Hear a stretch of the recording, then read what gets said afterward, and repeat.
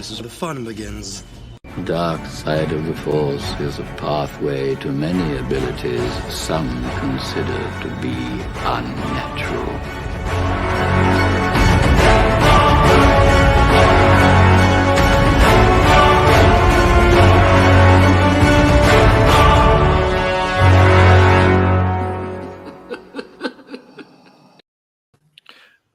What's going on, everyone? Welcome back to another episode of the Sithcast podcast, a Star Wars podcast where we pretty much talk anything everything Star Wars.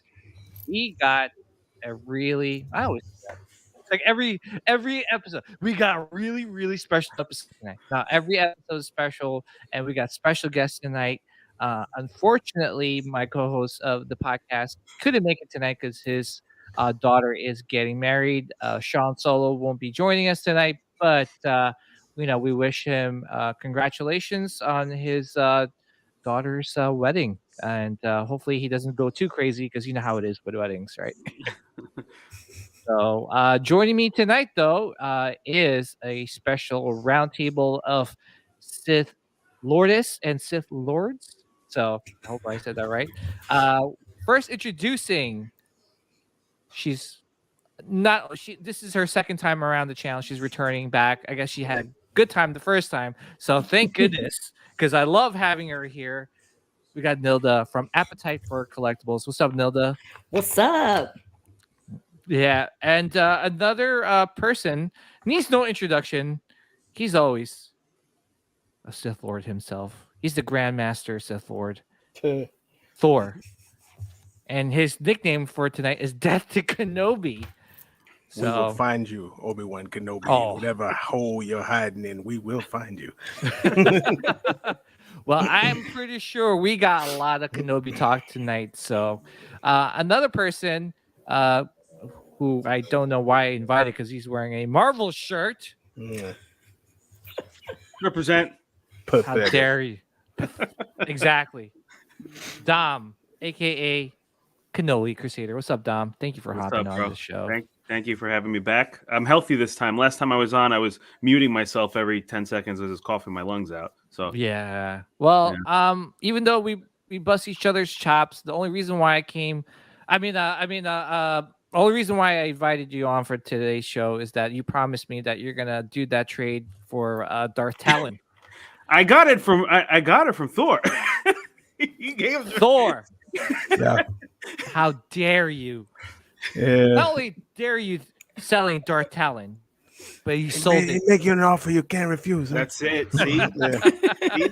a box. I kind of want this. I kind of want a box of cannolis and cash. That was it. I kind of want the original Xionar one, where she's got the two sabers and everything. So I figured, like, okay, it's hard finding that one, man. That was not easy to find. Well, I'm pretty sure Dom was like harassing you till you sold it, right? A little bit, but somebody's honking outside. Let me mute.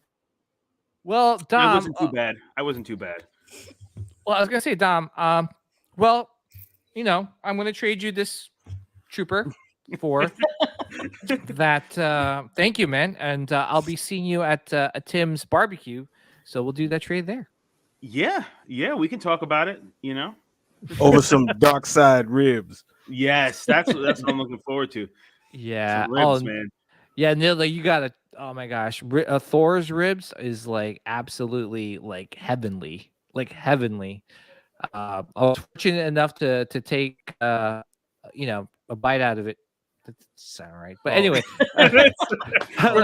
we're going down the wrong path, man. Yeah, I'm like, this is going. I know really, it's going so left field. So left field right now. But yeah, no, I actually had Thor's ribs, and they're seriously amazing. Fall off the bone.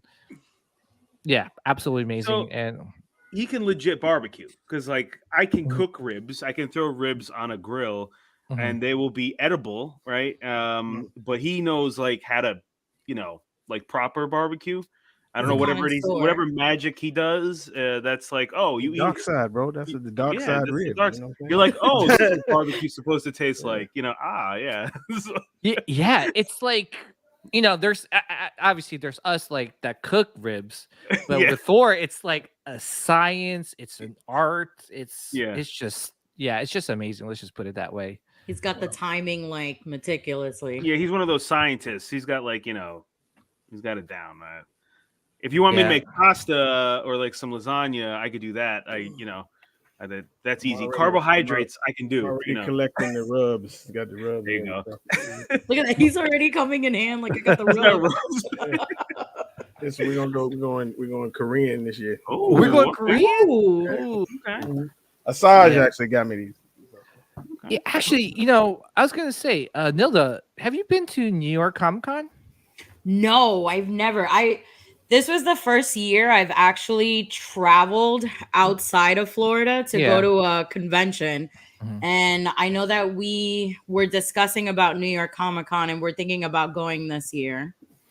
You gotta go. It's I heard it's crazy. It's crazy. Yeah, it's definitely crazy. But the fun part is that, like, we got a lot of there's a bunch of collectors that just get together and just basically they use the con as an excuse to get together and hang out. Yeah, basically. Okay. Yeah. Like when we get to the con, we check out the stuff for like the first half of the day, and then the rest half of the day we're just BSing and figure out like what karaoke bar to go to after or what drinks, like what bar we could go to after the con. So I've been a few years. I'm not going this year. But it started out for me as I went there to buy stuff. Mm-hmm. And then when you learn, you're like, okay, everything's maxed out overpriced because they're selling on hype because you're there. So then it became, I just went there to hang out with you guys because I didn't buy anything anymore there. Everybody's trying to knock everybody over the head with the prices. I know. I mean, sometimes you kind of score deals. Sometimes, like towards the end of the con, like on the Sunday. Yeah, when they don't want to take half of their stuff home with them. Yeah, take a short deal, or at least a real deal, like something where you can at least say, okay, this is what I would have paid anyway. Yeah. But it's in the most part, like it just turns out to be like there's been a lot of like statue companies coming out there, like Sideshow, XM. I think Queen Studios has been coming out. There's a lot of statue companies now, man. Yeah, there's so many people in the game now. It's over the top. Yeah, everyone's trying to compete with each other. Yeah, I mean it's good that we have choices and all, but sometimes like how many Batman statues do you need? I mean, that's just me. Well, I think the age of like at least for me, I could never be a completionist now in anything. It's impossible. I think if anybody calls themselves a completionist, you're either you got a serious bankroll and you have a lot of space, which is great, good for you. But now there's so much. You just gotta decide. Hey, I really want this. This is what I want in my collection, and that's it. And just be a little bit more choosy. I think we spoke about this last time, but there's no way to be a completionist anymore. Just buy what you like and call it. Yeah, not like how we was back in the day, right? Like before, you could really collect a lot, but now it's just like overwhelming. Yeah, I mean, Nilda, like you collect statues, right? I've seen you unbox a few in your channel and on your Instagram. Yeah, like I think we have 1, 2, 3. I want to say maybe like 30 statues. 30? But yeah, but here I am. I'm still like, okay, she collects like hot toys and 3-inch figures, and here you are. Oh yeah, 30 statues. You're like, oh, okay. But it's it's a combination between like me and my husband. Like okay. I have my own stuff, he has his own stuff, and then there's stuff that we buy together as like a whole. And like my husband's a huge Batman collector. He loves Batman. So he has different Batman statues, and like you were saying that you can always get this, you can always get different Batmans, and that's what he likes. He likes collecting all the different realms of Batmans. And I know like his search right now is he's looking for the I think it's like the Joker that laughs statue with the Robins. Oh, the Batman or the Batman that laughs with the Jokers with them. Like he's trying to pick that one up. Yeah, and that's beautiful. Yeah, they make a Batman statue every 15 minutes. I know. Yeah, it's like reset the clock. Another Batman statue. I know. But I was gonna say, you just collecting mostly Star Wars, right, Nilda? I'm Star Wars and horror, but lately, I went from collecting Funko Pops to then I stopped collecting Funko Pops. Then, I started collecting more statues and Hot Toy, like Hot Toys Black Series. And then, I started seeing how I liked more Black Series than anything. Then I started collecting Hot Toys and I was like, holy crap, like these things look very detailed. Yeah. And I love, the articulation in them. And I would rather spend, over $200 for something that looks like the actual figure, from the movies than buy, a plastic little 12-inch toy that costs $30 where I can invest and buy a really good articulated figure. Yeah. Well, I was going to say, which is your favorite Star Wars statue? Oh boy. As of right now, because we were looking for this forever, I'm just obsessed with my Jabba the Hutt. I can like turn my camera so you guys can see him. Which Jabba is a Hot Toy? Oh, there it is. There it is. It's my boyfriend. I literally like I wake up every morning and go to work. Like when I'm heading to work, I literally like walk by him and I'm just like, hi. And he appreciates it. He appreciates it. He's like, actually, Thor has a dog named Jabba the Mutt, and he's the cutest. Yeah, he's the cutest little baby. Well, it was funny because, like, I went from having the because I have a huge Jabba the Hutt tattoo right here. Get out of here! Yeah, hold on. Let me see if I can actually. With that. Oh, let me zoom in. Here. Right there. I see it. Yeah. Wow, that is pretty dope. And this is like a whole Star Wars sleeve. So like I went from having him tattooed on my arm to now like having him in my possession. I love that Leia too. Yeah, this one, I was sad when I got this one done because I got it done 3 months before she passed, and I was actually gonna try to get her to sign down here. Oh, wow. And then I got the Obi-Wan. Let me see if I can turn my arm. Obi-Wan's my boy. There we go. We're gonna hunt him down, bro. Let me tell you, we're gonna hunt him down. Let me tell you about Obi-Wan. Okay, I was arguing with somebody on somewhere. I typically argue with people on the internet, about anything. I'm a contrarian, so if you say something, I just disagree just to argue with you. And I was like, someone said, oh, I don't know why everybody makes a big deal about Obi-Wan. He's not that powerful, whatever. So I was like, hold up. Let me chime in 1 second. He may not be the most powerful Jedi, but he's got the highest body count. Okay? He's the reason why Darth Maul's got no legs. He's the reason why Darth Vader has an oxygen tank. Okay? And Grievous got his ass handed to him also by Obi-Wan. So for a guy who's not that good, he's got some good little chalk marks on his lightsaber for some Sith. So I find your lack of faith disturbing. I'm just saying his body count's high. There's a lot of people like with cybernetic enhancements because of Obi-Wan. Okay. What do you do with Dooku? That's true. That was the miss. I don't want to drop the mic, but two misses. Went boom. I wonder about this because so it's a good point, right? So Dooku pretty much he bodied him, right? Twice. And what happens? Yeah, twice. But I'm agreement, right? Okay. So when he's fighting Anakin, is he now? Now I'm trying to get into the technical of it. Why is he even able to hold his own? Because he's playing defense the whole time. Obviously, you can see he's Anakin's pushing him back everywhere, but he's able to. Is he? My question is he harnessing like the dark side of the Force at that point? Like an anger? No, that's just his technique. Yeah, it's just like Floyd Mayweather. He's a defensive fighter, but he just waits until he finds an opening, and that's it. The same thing. Yeah, yeah. But to be honest, though, it's just that one stupid move, and that was it. It was the high ground. Yeah, and, you underestimate my power. Exactly. And then that was it. Got a little cocky there. That was it. Anakin got cocky and his limbs got chopped off. So I knew the moment he like jumped up in the air the first time seeing the film, and I see him jumping in the air, I was like, this is not going to end well. Like, dude, you're gone. You're going to turn into freaking Darth Maul. I Your know. legs are gone.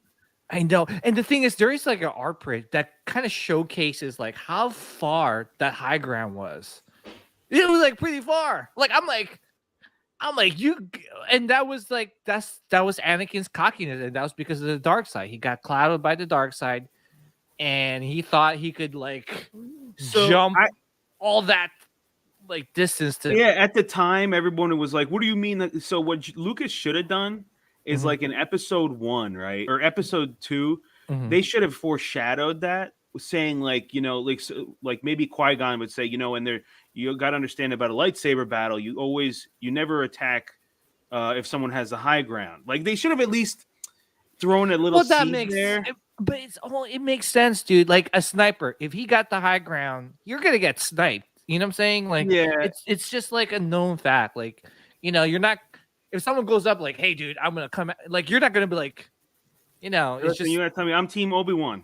I'm Team Obi-Wan. I also think like Anakin. I don't think Anakin really truly thought that whole entire thing was gonna go down, because at the end of the day, it's two best friends are fighting, and it's like, yeah, are you? I don't know. Well, he didn't know because he came out of like the ship. He was like, like he was like, I don't know. Like he was just hiding in that little corridor or whatever in the ship, and he gets like surprise. I have the right here. And then like Anakin's like, "You turned her against me." Obi-Wan saber. And Obi-Wan. Did you pre-order the Black Series one? No, this one is from Disney World. You call it, Galaxy's Edge thing. Yeah. Where they. That's from episode 1, though, ain't it? That's not. Yeah, that's not the recent one. That ain't the. Yeah, no, yeah, this is the episode 1 one. Okay, yeah. Okay, yeah. They're not bad, the Disney ones, because you could put in the sabers and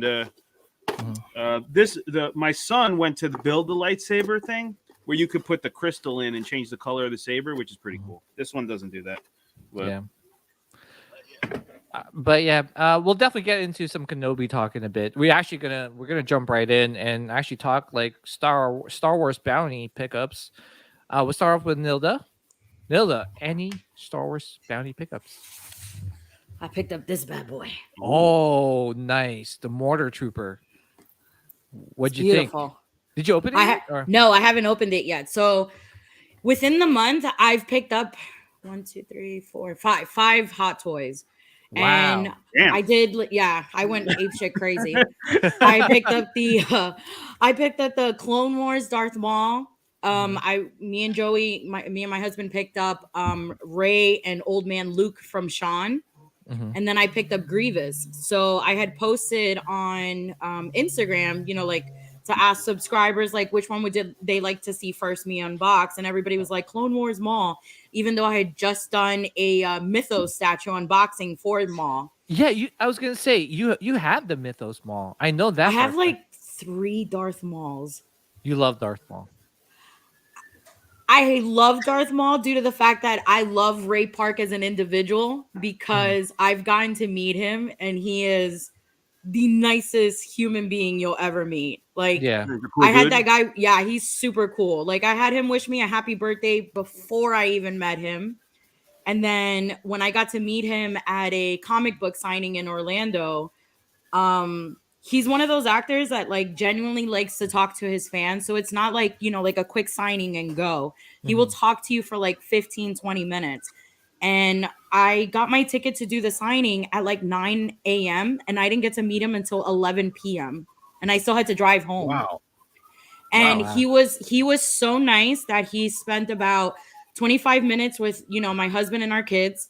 And he signed a whole bunch of signatures for all of us. He did pictures. He did a video with me. So it was like he made the experience very memorable. That's cool. Fun.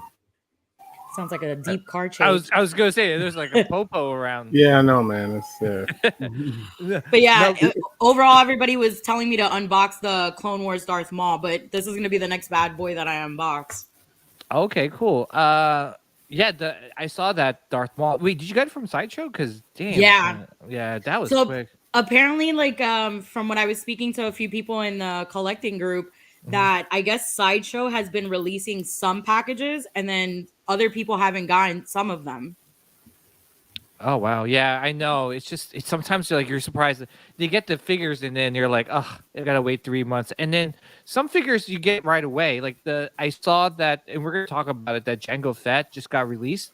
Then some collectors actually have been getting the email that it was shipping pretty soon. So yeah, no, that's good. Well, congratulations on that mortar, Trooper. Thanks. Did you get the incinerator, Trooper, or? I have the incinerator already. I haven't really like unboxed most of my hot toys because we're in the process of selling our house and getting a bigger home. So we're gonna be doing like kind of like a his and hers toy room because my gosh. yeah, it's a his and hers toy room. That's awesome. And I still have like I want to say so in total right now we have 1, 2, 3, 4, 5. We have 8 cabinets in our house, and I have like another 6 more cabinets at my mother's house. So I have a whole other toy room at my mom's house that I've never just packed and brought with me. Mm-hmm. Well, that's awesome. Usually with like my wife, she's just got like a closet full of bags. So that's cool that you get like a his and hers like collectible room, because that's something like I could only dream of. I'm different. I don't like purses. I like toys, which is good. I don't know how I would react if my wife collected too, because I'd probably be more on the jealous side. If she picks up something for herself and I like it, I mean, it's like one of those where, is it technically mine because I'm married to her, or is that hers? I'll tell you this from experience, because I have this with my husband all the time. Since we genuinely both like the same thing, it is very hard buying stuff. Because if I go to buy it, let's say if we're both on like Mercari and we're looking for something, this man has sniped me before and has bought something knowing that I'm in the process of buying it. And then when I look on the phone and it says it's sold, I'm like, who the hell bought it? And I don't even know he's doing it until a couple days later. I have a fat package at the house and it's under his name, not mine. So is it like, are you happy? Are you sad? Are you jealous? Like, Well, we have so much stuff together, so it's like we joke around, but it's never gonna happen. But like if we went through a divorce, like this is gonna be really crappy. Oh like, yeah, toys. I was gonna say like that would be screw the house. It's like we're fighting over toys. I know that would be in my case. I'd be like, oh man, she got that Darth like like I'll be like, oh man, that she bought that on her own. Like the Jawa, the Jawa was the first piece that we got together as a couple, and I joked around and I was like, listen, I was like, if something ever happens between you and I was like, I'm taking Java. You can take the bottom base, you can have Salacious, but I'm taking the big man with him. Oh man, well it's a good problem to have. Let's just say, I don't even know if it's a problem, but that's awesome. Well, congratulations on your Star Wars bounty pickups. We're going to go to Thor. Thor, have you received any recent bounty pickups? I haven't picked up anything. I had something shipped, which probably won't be here for another month or two. But I don't know if you want me to mention it. You can mention it. Oh, okay. I had my NYC Vader TIE Fighter ship. Oh, nice. So, yeah. So. That's nice. I know they're doing a lot of vehicles, so. Yeah. So, that's coming pretty soon. Which one? Yes, I mean he shipped it. So like about 2. I guess it's on a boat. So like 2 months I guess it takes to get in.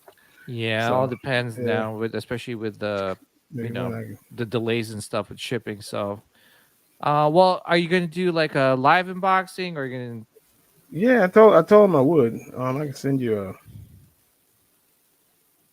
There you go. There's a picture. All right. Let me share that picture real quick. Let's see if I can pull that up. There we go. Okay, cool. Oh, there it is. That's awesome. Wow. Yeah, and it like in the cockpit, it lights up red and everything. So, what's the dimensions on this? It's I guess it would be the equivalent of a scale. I can sing some more. That's beautiful. I'm such a huge TIE Fighter fanatic. Oh, his picture with the lights on. That's that's the deal. If they keep doing vehicles, man, that's a whole different. Well, if they're making vehicles, they got to make the Millennium Falcon at some point. I was just thinking the same thing. Millennium Falcon. I mean, you're opening up this whole different area of hobby now that it's. Yeah, wow, cool. That's beautiful. Yeah. So, there's one kind of from above. So yeah, that's about it for me for now. But wow. Yeah. Wow, that's beautiful, man. Well, congratulations on your. Thanks, homie. I know, dude. That's. I'm sure that's one of those pieces that you've been wanting. Yeah, I mean, I didn't think anybody would really make it, because they had all these, the FX Millennium Falcon and all that kind of stuff, but I don't think anybody ever made Vader's TIE Fighter. So yeah, that's definitely one I always wanted to have. So yeah. I know there hasn't been any companies out there that really tackled any Star Wars vehicles except for maybe Hasbro. I know EFX has the license, but EFX, that's what I'm talking about. Yeah. I mean, God knows what they're doing with it, to be honest, which is a shame. I'm surprised. I mean, it would be cool to have a small scale but highly detailed, like really, something like 16 grand. Yeah, okay, Yeah. Like, let me put myself on a payment plan. Oh, $8 grand. Yeah. Sure. Okay. I think I could afford it now.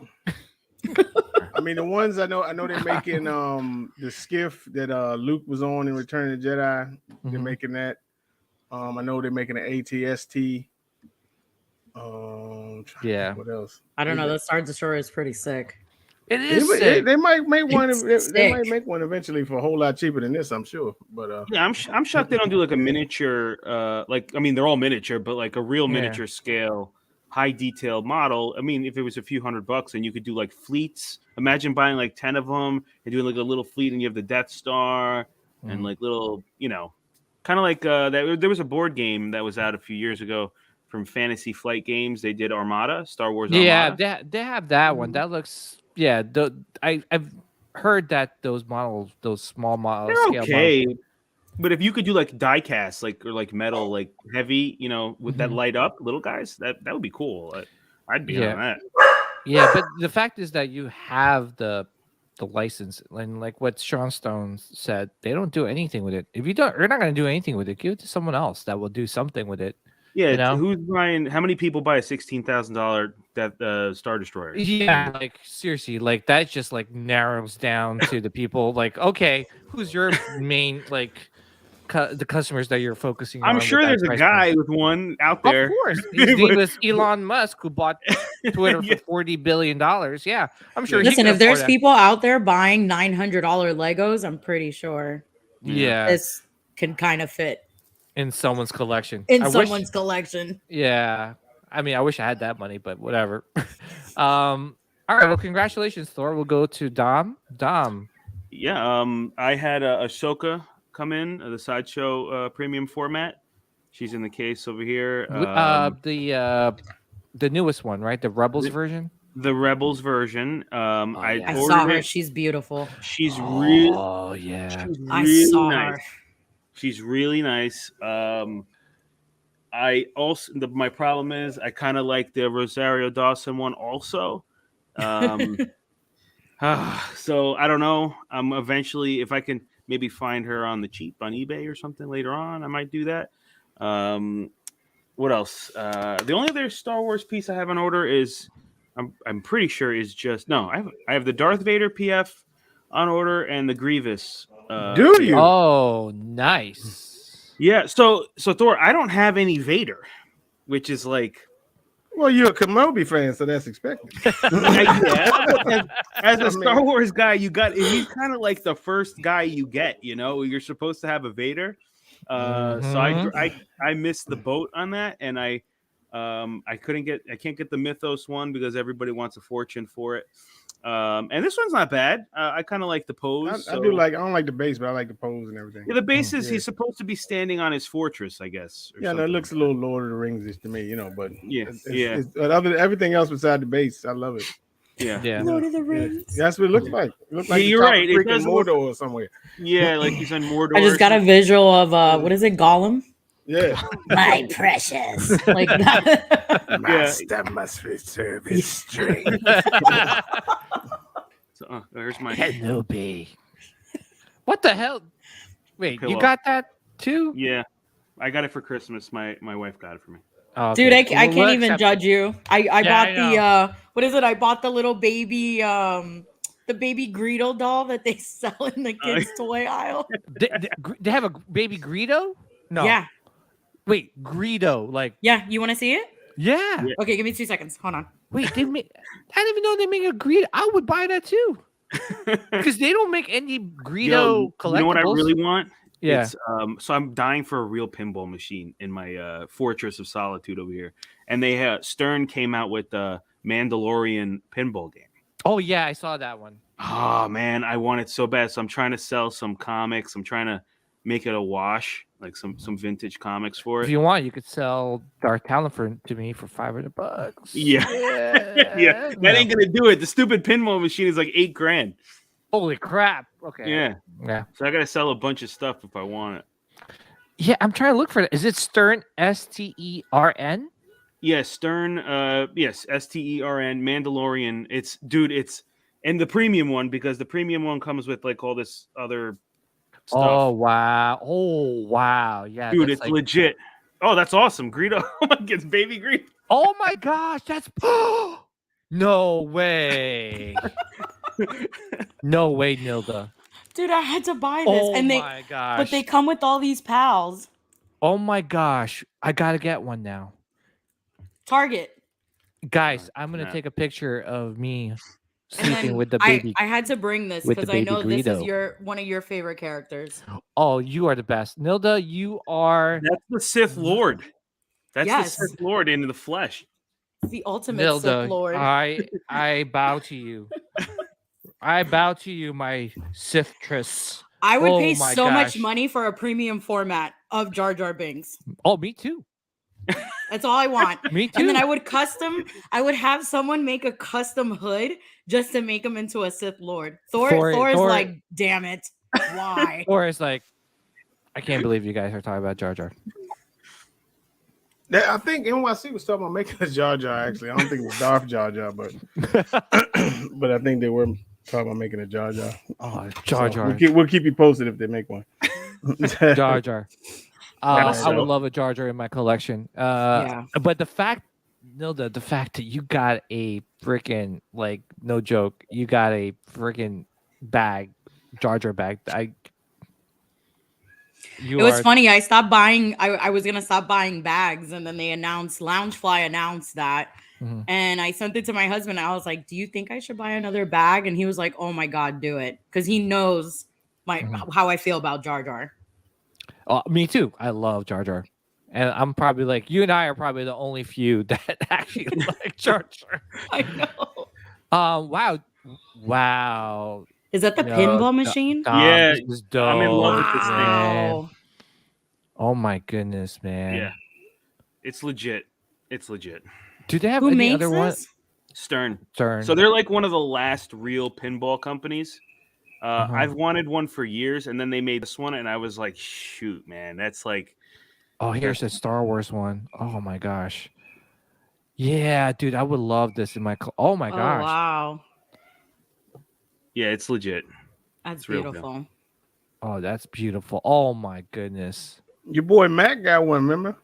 Yeah. Oh, he does? Yeah, he got one. He got, oh yeah, that's right. He got, I forgot which one he got, but the fact that he got like other ones too, like the freaking the Mandalorian, that's pretty dope. Yeah, they got some cool licenses. Godzilla.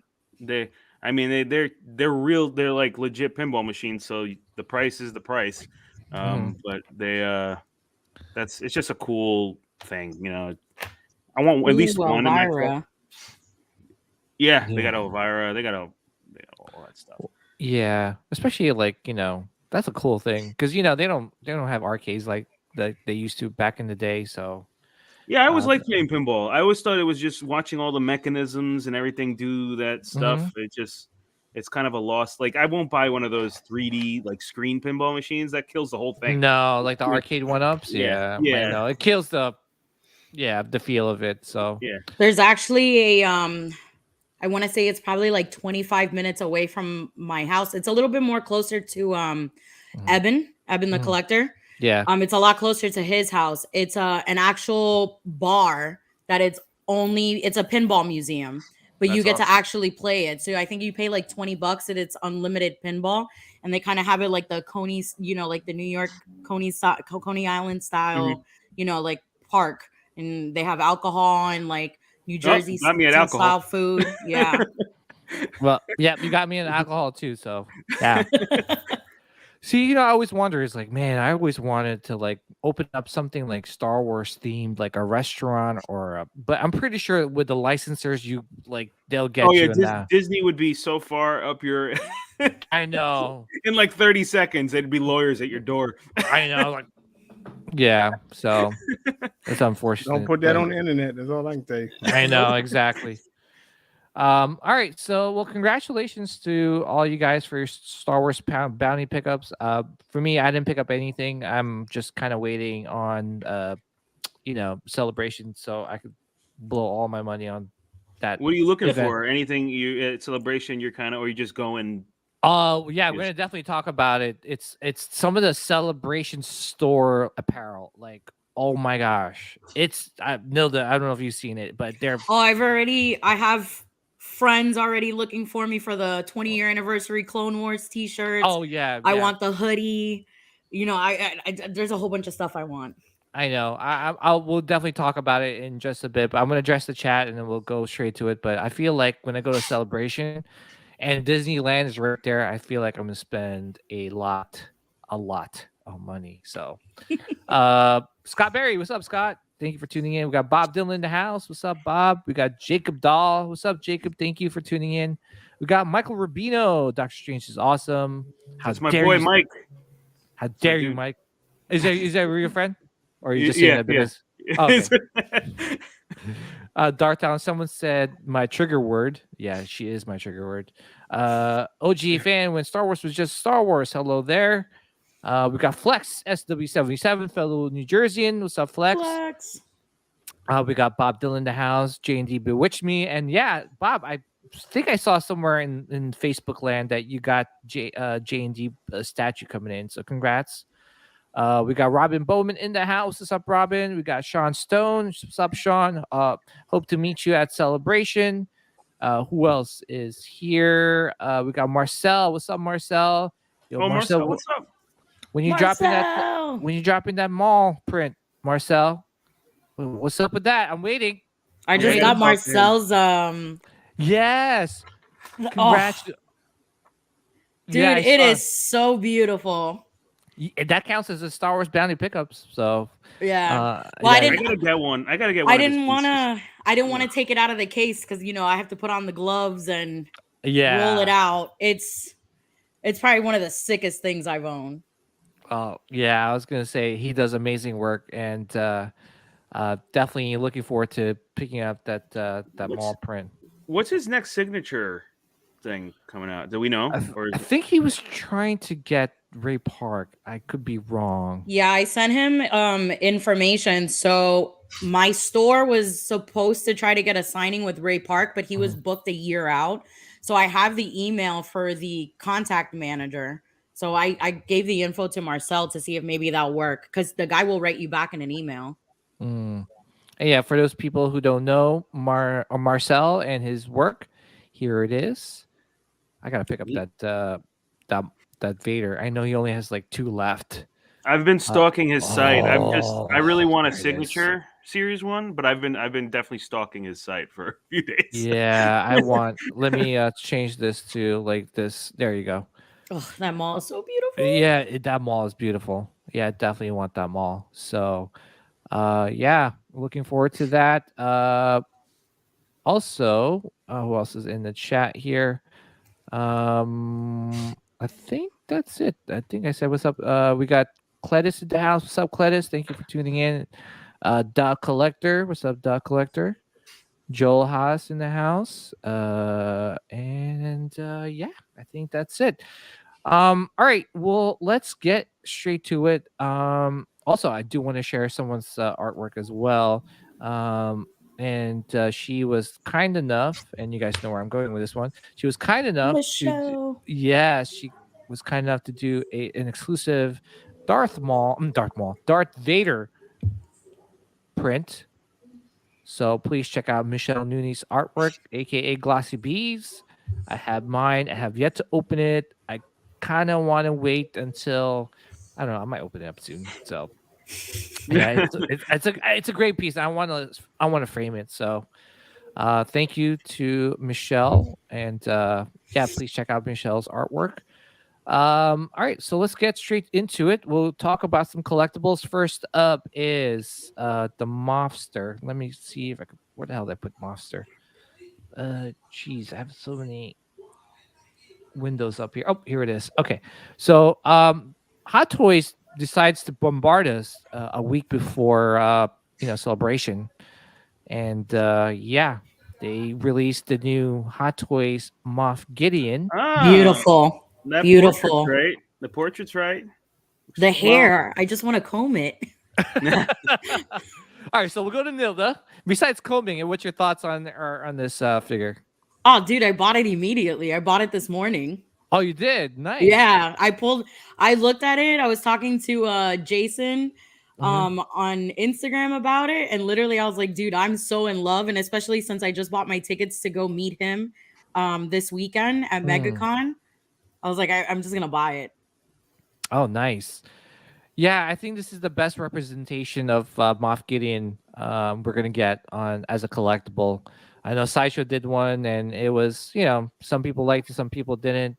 Obviously other companies did it too, and I think this is probably going to be your best bet in terms of likeness. Well, congratulations, Nilda, on picking this up. This is definitely definitely a good one. We'll go to Thor. Thor, what's your thoughts are on? I know you don't collect Hot Toys, but what's your thoughts are on the likeness of the portrait? I like this way better than the premium format. So, yeah, absolutely, yeah. It's without question. Yeah, they can replicate this in statue form. I'd definitely be on board. Yeah, but I think also the Darksaber lights up. Does it really? It lights up. Yeah, it does. Oh wow, yeah, it does. Yeah, so yeah, and it looks good. Out of 10, Thor, what would you score it? 10, man. That's a 10. 10, damn. Yeah, I mean that's him. Yeah. Dude, look at the dimples and the wrinkles on the side of his face. It's just perfect. Hey, that's him, bro. Yeah. Dom, what's your thoughts? I'm glad I don't collect Hot Toys. I love it. That's because it's just another avenue. This is one of those moments I could be happy for all the Hot Toys collectors because that's a solid piece. I mean, I'm with Thor on this. This is a 10. The likeness that's the most important thing here because anybody can make the costume. The likeness here is what you need to nail, and they did it. So it's a win. Yeah, so, this is congrats to anybody who gets it. Yeah, so I have the Sideshow premium format, which I know it has its issues, right? Especially with the likeness. But it's very hard, right? Like for a lot of these statue companies to nail likenesses of these actors. I mean, the only companies that's doing it right now really is Queen Studios and maybe J&D Studios. Prime One's up there, but sometimes I feel like they lose a little bit of the the likeness as the production pieces get put out there. I don't know why Sideshow doesn't. At this point, you'd figure by now they would say, "Hey, how are they doing it? Let's get one of those guys over there and help us out." Maybe I don't know. I think it's just the skill set. I think the sculptors overseas are really on point. A lot of them were Hot Toy sculptors that transitioned into statues, right? Like Kojun was a Hot Toy sculptor, and he sculpted the Anakin. And then now he's sculpting J&D Studio stuff. K.A. Kim, she sculpted for Blitzway, and now she's doing Prime One. So yeah, Okay, I'm probably going to be one of the only few that thinks that this is good. I think this is a really good representation of Moff Gideon. I don't know. There's something about it that I'm not liking. I'm not just a fan of. I'll respectfully disagree. This is on Yeah. point. I know. On point. Something about it. I don't know what it is. Something. I like it. If I were to give it a score, I would give it like an 8.4. Right? I think it's definitely there. I'm probably smoking a lot of weed also, but I know. But that's just me. Hey, listen. I respect all your opinions, and I think it's definitely the best Moff Gideon out there. Like here, like this looks good. Like right in this shot right here, the lighting, and then some shots I'm like that one looks good, and then this one I'm like, okay. I think it's just the lighting. It could be the lighting too, and the angle. Like sometimes the faces they don't look right from every angle. It's just that's true. The way they're doing it, yeah. My only question is, and I haven't really watched any of the videos that they did for this figure. I wonder with the eyes if they're gonna have the same format as they had with the Maul from Clone Wars. You can actually turn the eyes around. Oh yeah, no. Unfortunately, they only do that sometimes with the more deluxe figures, like the DX figures. Okay. So this one is just gonna be like that. But I kind of wish that they do it for all figures, to be honest. So it kind of adds a little bit more lifeness into the figure instead of just having them like have a blank stare sometimes. No, but it looks good. Trust me. I will probably get it. I just have other things that I have to get first, especially this one. This one I need in my collection, like now. Now, no, I have this for Sideshow. I think it's beautiful, but I have this for Sideshow already. Okay, and you're happy with it? Yeah, I've been happy with it since day one. Yeah, I missed out on it, but this is a good opportunity for people that missed out on that first one to pick up this one. So this is a pass for you? I'm probably not gonna buy it, but if I later on happen to go to my local comic book shop and it's there and I don't see anything else that I would want to add, then I would get it. Yeah, this looks good, especially this shot right here. I'm like, yeah, sold. Thor, what's your thoughts on this one?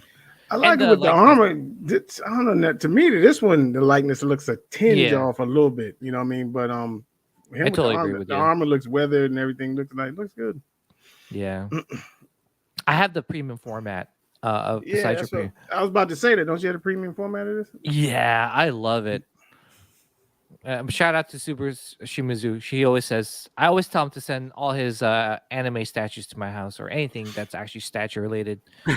No cost, obviously. Let's go to Dom. Dom, what's your thoughts on this one, man? I think I agree. The portraits. I think it's also because he's younger. So, but his hair. I think it's the hair that looks fun. It looks cool. I mean, I'm not a big fan of the character. Don't really care much about Django. I'm just. He's not. Doesn't do. No, God! No, God, please! Because he drew down on your boy? Is that why? Wow. Yeah. He didn't really get. Oh, that's right. Because he fought. I totally forgot. And you know what? He stood toe to toe with him. He did. He did. So basically, anybody who has a nasty feud with Kenobi, he's not interested in. One of the few that got away with all his limbs. Is that why you took this long to buy a Vader statue? I'm a Jedi guy. I just like the Jedi. Dude, you're like hurting Thor's. Dude. Ain't no Jedi over here. Ain't no Jedi over here. There's none in his house. Ain't gonna find no Jedi in here. Wow.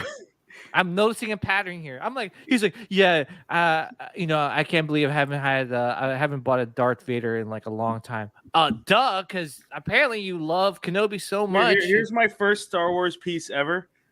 Is my Yoda saber from episode 3. Oh, nice. Yeah. This is from oh, how cute. Yeah. It looks like a Tic Tac. Oh. Yeah. That's my first Star Wars piece. That's from the man Yoda himself. Is that if Yoda fought Kenobi, would you still pick it up? Yoda wouldn't fight Kenobi. They're boys. I know, but I'm just saying, Anakin and they were boys too. Were boys. Yeah, I was like, they were boys. They were best buds too. Yeah, he had to fall. Anakin just followed the wrong path. Just made a mistake. Yeah, that he did. It's just that one thing. Only if he didn't jump. Oh, jeez. Only. They should make a what if episode on that. I know they should. I know Star Wars Theory did, but man, how things would play out if he didn't jump and he had all his limbs, because he was like he has the highest midichlorian count. Yeah. No, yeah, like, I wonder. okay. So everyone says he's just as powerful in his suit, but I guess Lucas kind of shot that down. If he never got cut into pieces, he would have had much more power. Which I don't really know if that makes any sense. I don't. But I don't know. That's one of those things that you believe what you want to believe. Yeah. He's got a lot of midichlorians in him. Midichlorians. No, chlorians. I just like the Metamucil. Don't you ever get that wrong there, Dom. And made a midichlorian be with you. Anyway, so this is pretty good. Definitely I want this in my collection, even though I already have a Django in my collection. I just love like Mandalorian armor. It's like the best armor, in my opinion. It's just the best. I don't know. It's cool. But yeah, this is Dada Fett, or Grandpa Fett, or whatever you want to call him, but he's the Dada of all the Mandalorians. So Papa Fett, exactly. All right, so that's it for collectibles. I'm pretty sure we're gonna get more next week when I know Sideshow is gonna have a booth over in Celebration. So curious to see what they will reveal there. Hopefully I get to see some of like their newer stuff on display, like the Mythos Vader, which I know Thor, I know you don't like it, but they messed up that Mythos Vader. I ain't got nothing to say. I ain't got nothing to say, bro. I'm with him on that one. That's the only one I've been very hesitant about picking up. Watch your step. I don't know what's going on with it. There's just too much going on with it. It's just, I don't know. I've only seen pictures of it. I've never seen it in person. I better watch what you say, Dom. No, I'm just kidding. I respect your opinion, guys. It's cool. There's creative. What's the word? People took liberties. It's stupid. Yeah, it's stupid. They took liberties with things like flaming sabers and stuff. That's so stupid. I feel like Dom is convincing me, and Thor is convincing me to just like don't do it. Why is it lit on fire? The saber is literally hotter than the fire. Yeah. How can you set light on fire? Okay. It's the dumbest thing I've ever seen on a statue ever. Sorry. So y'all think it's cool? It's stupid. No, I don't. I think. But the beauty is that you don't have to. You have to display. You don't have to put it on there. You don't have to put it on there. Yeah, but you can always swap it out. Y'all like it? So. Get it? That's all I'm saying. Yeah. Well, you know what it is too now. You know what it is also, like, I guess doing the YouTube thing for a while, and also just Facebook. I respect everyone's opinions on things. Yeah. Someone's gonna buy it. Someone will like it. I have a different taste from everyone. Like the Mythos Anakin. I know people didn't like it. I still like it. I'm gonna get it. And at the end of the day, whatever makes you happy. If it makes you happy, great. Don't listen to anyone else. So that's why there's a gray area. Only Sith deal in absolutes. There's no just like or not like. So he's sticking to the Sith style. It's one way or the other. Mm-hmm. Me, I'm in the gray. I'm like, you can do what you want, whatever makes you happy. You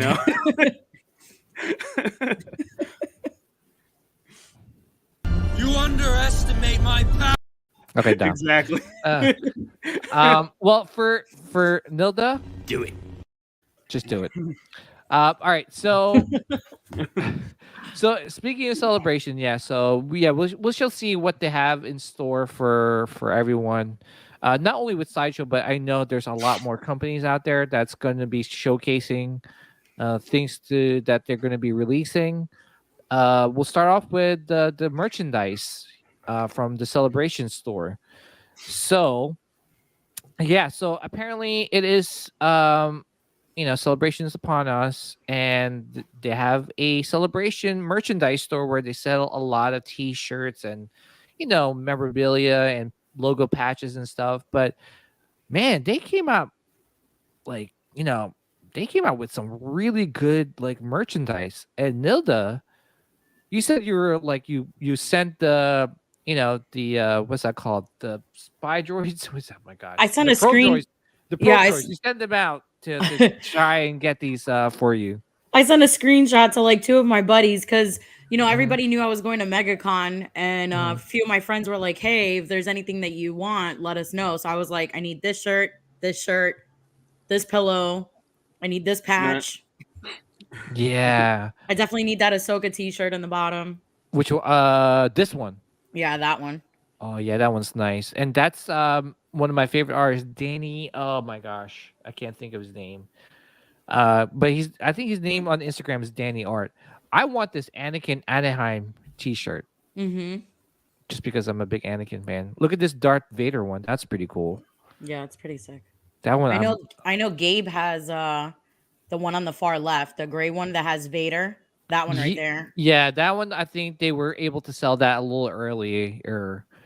But oh my gosh, let me just say that Hoth shirt, that Hoth one. Yeah, that one's nice with the at. Yeah, yeah, that one's pretty good. But yeah, no, I'm looking forward to picking some of these up. I'm probably not gonna get the Star Wars Celebration ones. I'm trying to get, like, if anything, I'll get this Vader, the Anakin. I know what's his name, Justin from the Star Wars Comic-Con podcast. He wants the Dr. Aphra portrait T-shirt, which looks pretty cool.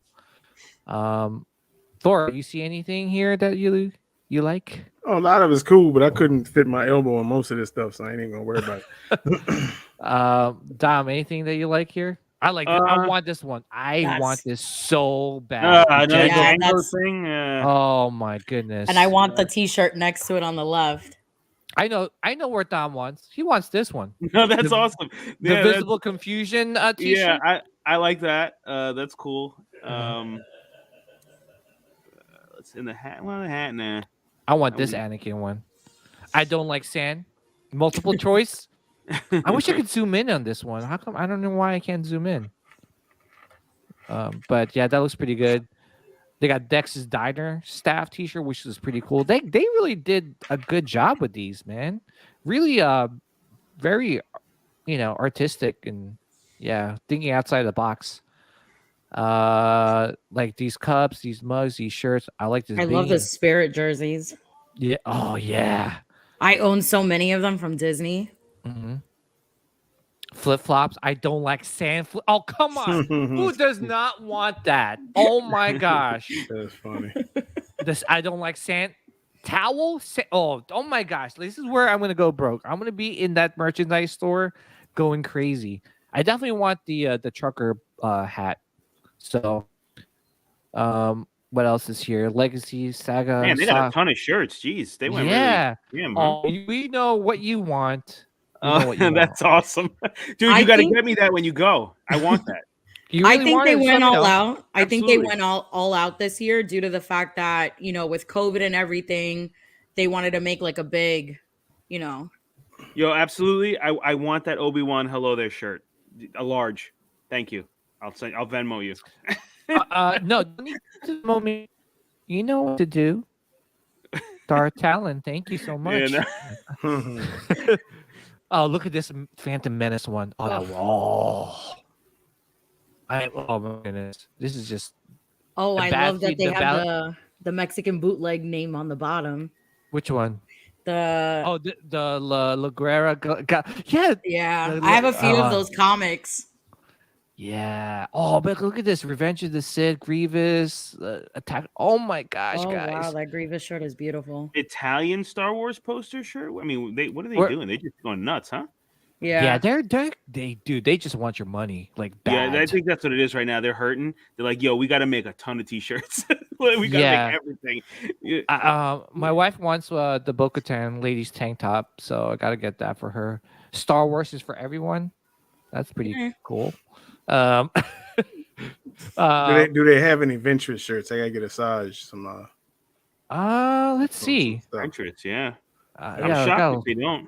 My girl looks just like a Asajj Ventress, y'all. So just let you know. Oh man, you should tell her to put like the lipstick like that, like with on the side. I've been trying to, but I gotta buy the sabers and stuff, and then maybe she'll. Don't judge me. I want the frog lady plush. Oh, I'm judging you. I am judging you. Why? Wait a minute. Why? Wait. Why do we want this?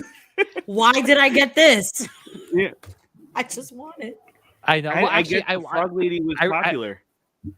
I guess I want that Greedo though. I want that Greedo, baby Greedo. Like seriously, Nilda, where'd you get that? I got you. They have a whole bunch of them by me. I'll send you money. Send me your address. I got you. Also, I will. Oh my God, the Jawas. I know. Look at that. Off-world Jawas, Dune Sea Raiders. Like, look, they got the Sarlacc pit. Oh my gosh. Farmers. Yeah, I'm happy I'm not going to this thing because I'm already spending money. Look at the sanctuary. Oh my gosh. Went to Celebration and only came back with t-shirts. Yeah. I'm gonna have like another suitcase of stuff. Like not even like the clothes. Maybe I should not bring any clothes in. Just wear the clothes that I buy over there. So you're going in naked, is what you're saying? Oh yeah, exactly. I'm gonna just dress myself when I get there. Oh, okay. I'm sure you'll make it pretty far before you can. Just make sure they start selling underwear. Star Wars underwear. Oh my gosh! I think that's Jabba it for. Pin. Jabba Oh pin. yeah. Where? Oh, yeah. Where you see it? Oh, there it is. Oh, that's a cute. Anyone going to Celebration in this chat? If you find the pin, please let me know. No, I'll send it my way. No, Nilda, if you want, I'll look for the pin for you. Yes, I'm a fan of the big worm. I'll get it.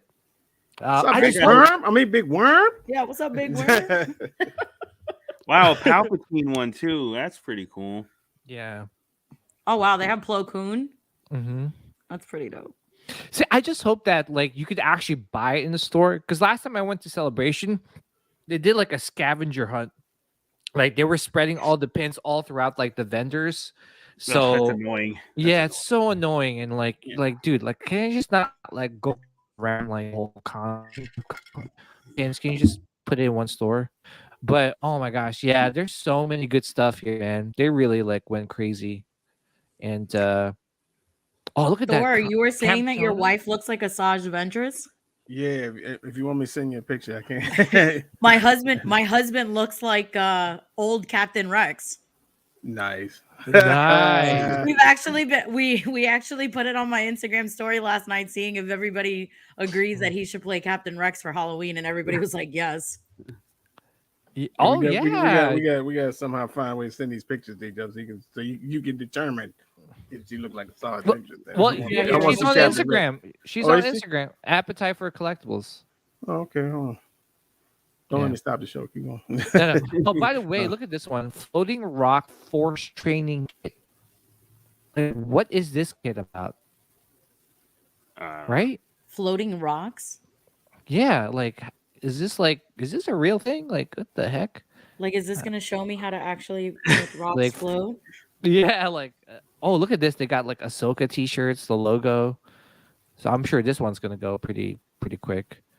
But yeah, no, there's gonna be a lot of money spent in this con by yours truly. So Nilda, if you want some, let me know. I'll and Dom, I got you for even though you should get him every character that Kenobi has faced. I'll get him that Grievous t-shirt instead. Everything but Kenobi. All right, so let's get down to the nitty gritty. Let's talk some news because we got a lot of news, a lot. So let's talk about this one. So if my computer's not so damn slow, The Star Wars won't Star Wars can't recast classic characters, says Kathleen Kennedy. So basically, long story short, I guess they're learning from their mistake from Solo, a Star Wars story. That I guess because Solo bombed in the box office, that's why they're not recasting these legacy characters anymore. I have never seen Solo. I refuse. Solo was good. Solo was good. Solo was a good movie. Solo was great. It's just the issue with Solo was one, they dropped it a month after what is it called? Avengers. Yeah. It was Deadpool and Avengers Endgame. Yeah. So when you went to the Disney store, it was all flooded with Marvel. And it was still, in the same running time in the theaters. So it's like you're gonna compete with that. And then it also didn't drop around the same time that most Star Wars films are always coming out. Yeah. I'm with them dawning on them not to recast these people. To me, I can't see. I haven't seen it, so I don't know if it's good or not. I just have. When I tell you I have zero interest, like I have zero interest. To me, Han Solo is Harrison Ford. They're like the same person, intertwined. I can't see it. It was way better than Boba Fett. Way better. Yeah. Well, that's not saying much. Way better. But I know it was, but I'm just saying it was way better. Bro, you got to at least see it to see how he met Chewie. That was like perfect. Yeah. How they did that. All right. Perfect. All right. Yeah. Disney Plus. You can turn it off after that if you want to, but you got to see that. All right. Yeah. I liked it. I liked it too. I liked it it. too. And then it gives you, because I don't want to give it away for, but it gives you more into like Crimson Reign, Crimson Dawn and all that stuff. And you get to learn more about other characters that pop up later on in their stories. So I think this would have did way more better as a show as it did as a I agree. I agree with that. I think it would have did way better. So like an 8-part show. Yeah, I think it would. Plus, because I think the one mistake they made with this, if they had planned on making more of them, because they kept hinting to this gangster. You know who they were talking about. Yeah. And I think at the end they should have at least shown them. Like they show up, and then you see him and everything, and then they just cut it off, and then going forward, because I always wanted to see them work for Jabba. Like when he was active, and you don't really get to see that. So now they're talking about they're not gonna make one, so I guess we're never gonna see it. So and I agree with Jeff. Childish Gambino was a great Lando. Oh yeah, he was a perfect Lando. Perfect. Yeah. Yeah, and it's a shame too. Is that all right? Here's my thoughts on it. I just think that they were just ignoring the fact that Last Jedi sucked. Right? People were so disgusted with Star Wars. That's what it was. That's what it was. Literally, seriously, they were disgusted. They were basically traumatized. Yeah, after the Last Jedi. For me. I think that was it for me. I didn't even watch Rise of Skywalker. A lot of people did it just because it's we hold these not only characters, we hold these movies dear to our hearts. So we see a character like Luke Skywalker get really I don't know, misrepresented in the big screen, especially a big trilogy. That's a big deal to us.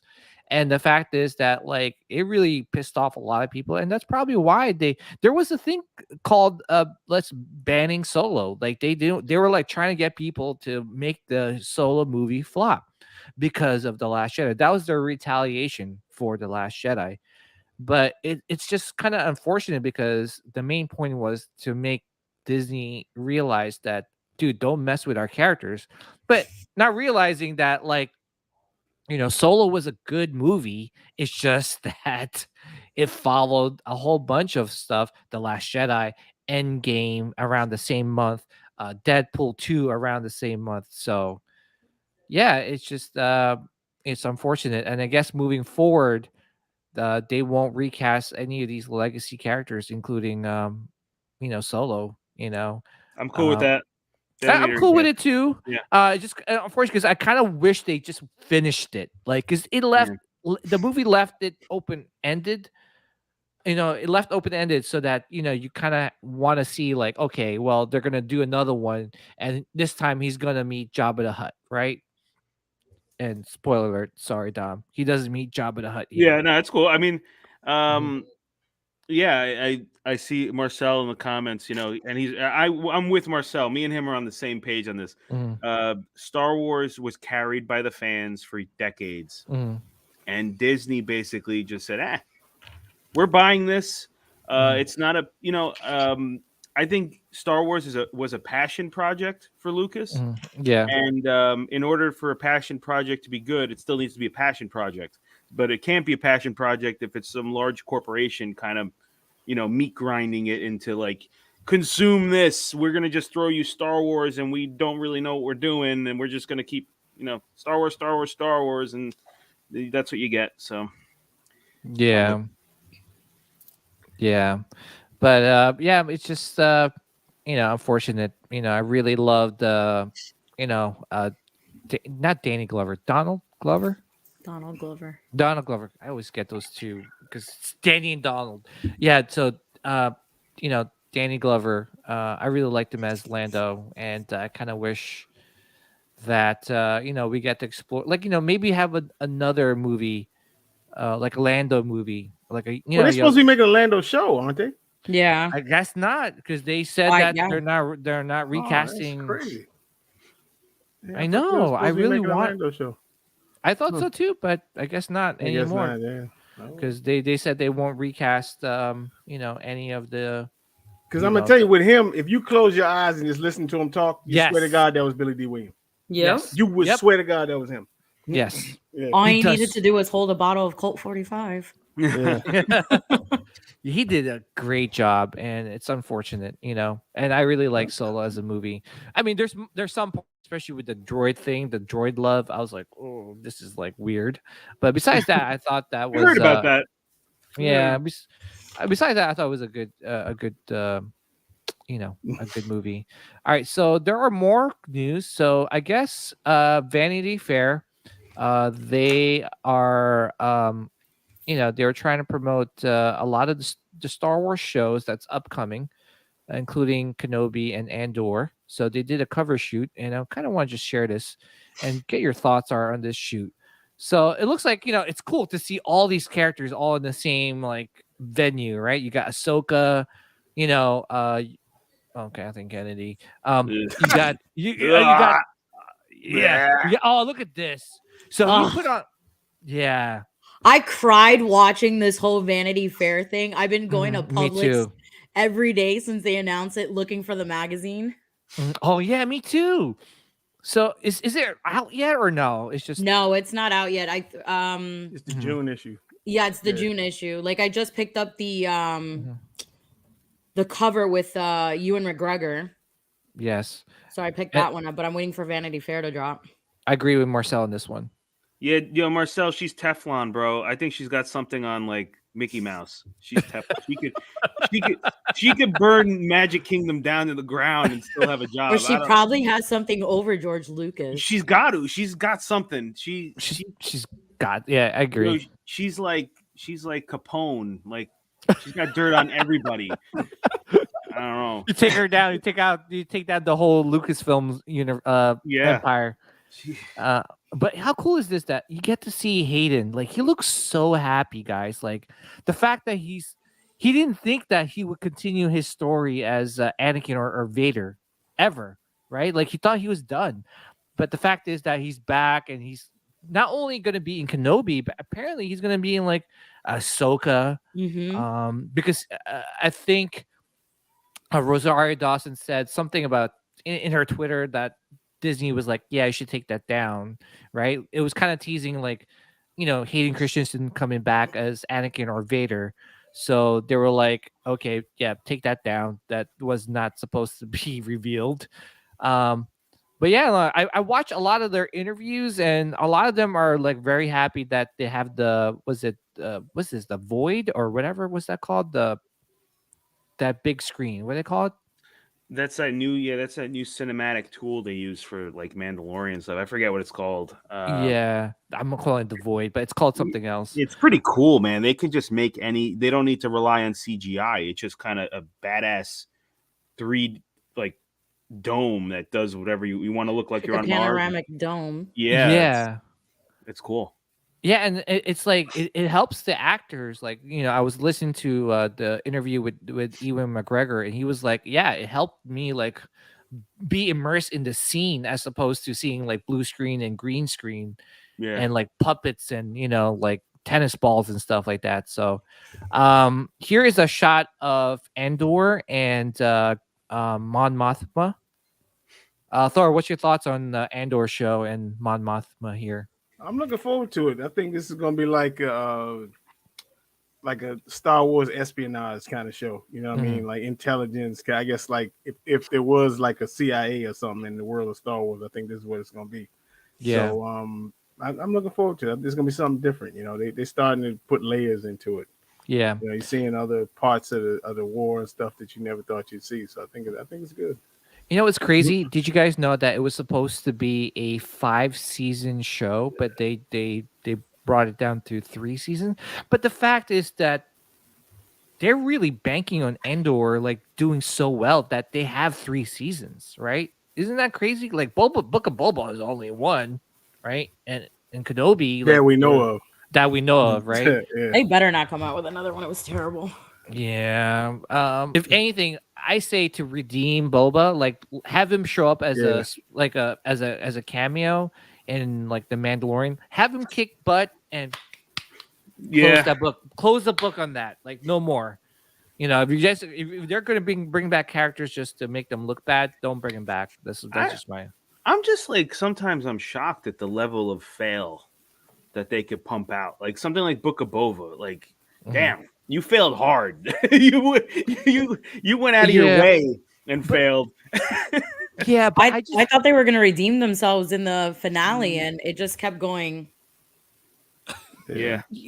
I to be honest, I really think that number one, I just don't think that Jon Favreau has enough time to write these stories because he's going from Mandalorian to Book of Boba to Andor, not to Andor, to Mandalorian season 3 to Ahsoka. So they're like, hey, just and he's got maybe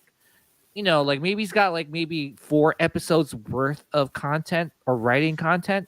It's just that like they're probably like, hey man, like we kind of need people to be like subscribed longer, right? Because what ends up happening is that people subscribe and they unsubscribe once the show is done. I did it with Netflix. Ozark's done. I'm done. I'm unsubscribing until a new show comes up.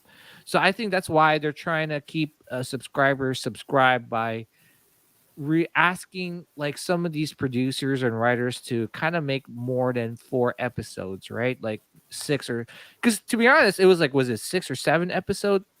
And then 2 of them are Mandalorian. Yeah, I think like we said last time I was on, I think those 2 episodes were literally pulled from Mandalorian season 3. Yeah, maybe. They're completely different level of quality. They're not even on the same page. They just Mando. Yeah, and I think also the way some of the episodes played out, like even when you watch them, it's Boba Fett's only in the beginning and the end. That tells you everything. That means they just chopped that and just put him on. I don't think they chopped it though. I think it was just they were just pushing Mando. Yeah, this was just like the Mando prequel to set you up, so you don't have to worry about where he got his ship from and all this other stuff. Okay, Grogu's back with him, and then all this out the way, so now we can just go on with our lives on Mando. I think it was also like the passing of the torch. Like this is, the older character, and now we're introducing the newer generation, and we're just gonna hand him passing off. the torch. Disney's not really good at that. It's more like let's beat up on the old character for 3 episodes, and then show you how this new character is so much better and improved, and you should buy all their merch and ignore the OG character. Nobody wants. For example, Luke Skywalker. Yeah, I just really hope they don't do that to the my characters like Vader and Anakin and Kenobi. Oh, they can't. That's a cardinal sin. I really don't hope. Well, isn't Luke Skywalker a cardinal? Yeah, sin? it is. I mean, and look what happened. That's why. Here's what I'm gonna do, and you guys are gonna think I'm nuts. I don't think I want to watch Obi-Wan until all the episodes are out, so I'll know if everyone else is freaking out and upset. I don't even want to watch it. I just want to wait. So are you gonna like get off of social media completely? So I'm not one of those people that watch it. I don't get upset about being spoiled. Like that's totally cool because I get upset. No, I don't get upset because you experience it yourself, whatever. But if I hear from if you call me, if Thor calls me and said, "Yo, I hate it. I want to I want to burn everything to the ground," then I know I don't want that kind of hurt. Oh, he will. And they fuck up Vader. Some shit getting burned down. Exactly. If they ruin Vader, if they diminish Vader, they diminish Obi-Wan. That's it. I can't deal with it. I'm gonna lose my mind. I've been so negative on this show, but I have anxiety with it. I almost don't want. I want it to be further away, so they can perfect it. Because if it's not good, it's just gonna break my heart. It's gonna destroy me. I don't think that they would invest this much as they have. Yeah. If it wasn't gonna be that good. I also for instance, I don't think most of these characters or actors would have actually came back if they didn't, proofread the script and they were like, "Fuck, this is really good," or that John Williams came out of retirement just to make the soundtrack for this. Your mouth to God's ears, as my mom would say. So I hope you're right. I just want to know who is Ice Cube's son gonna be. That's right. Who is that? That's all I want to know. Who is he? Mm-hmm. Well, what's his face from Han from Fast and the Furious is I think it's the fifth brother. Yeah. Yeah. They just made him super chunky.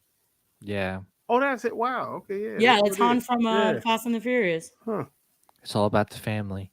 No, but I get it. And this is what they were. This is. But here's the thing. The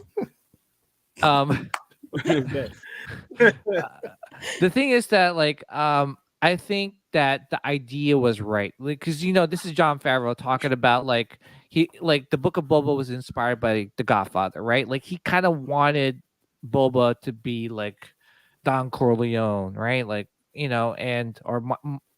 Michael in a way. So he was saying here's what he said. You think about the things that are off limits. Don Corleone wasn't just doing everything to line his pockets as he got later into his career. You look at De Niro in his flashbacks in The Godfather Part 2, as he's walking down the streets, he's seen as somebody who's actually creating someone that people respect because of the way he conducts himself. There are a lot of different ways to run an empire. There's a Sonny Corleone way, then there's the Michael Corleone way, and there's the Vito Corleone way. So I just get the understanding. I see Jon Favreau wanted to make this Boba Fett's path, but unfortunately, I just feel it was poorly executed.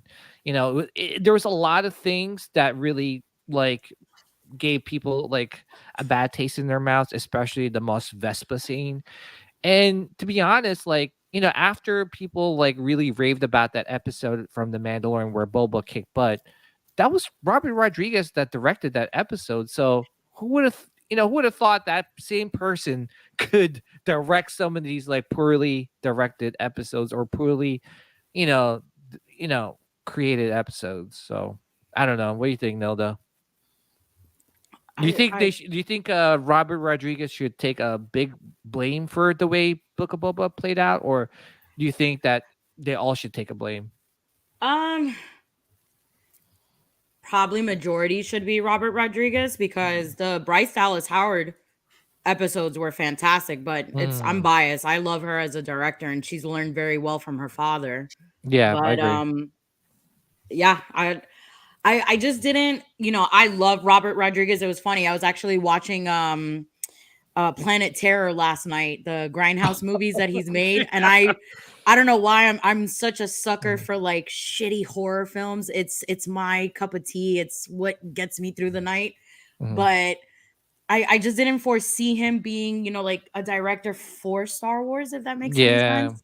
It's certain people, you can see it You know, Filoni, awesome. You know what? He's done everything that he did. He did Clone Wars for us. He did everything. That is perfect. Jon Favreau, he is a god in, you know, the MCU lore and, you know, everything now with Star Wars. But I just couldn't see Robert Rodriguez filming or directing anything for Star Wars. Yeah. I don't know. What do you think, Thor? Do you think if it was a different director, it would have went? And you know, he was also a producer. Robert Rodriguez was a producer as well, so he had a lot of creative control in a lot of these episodes.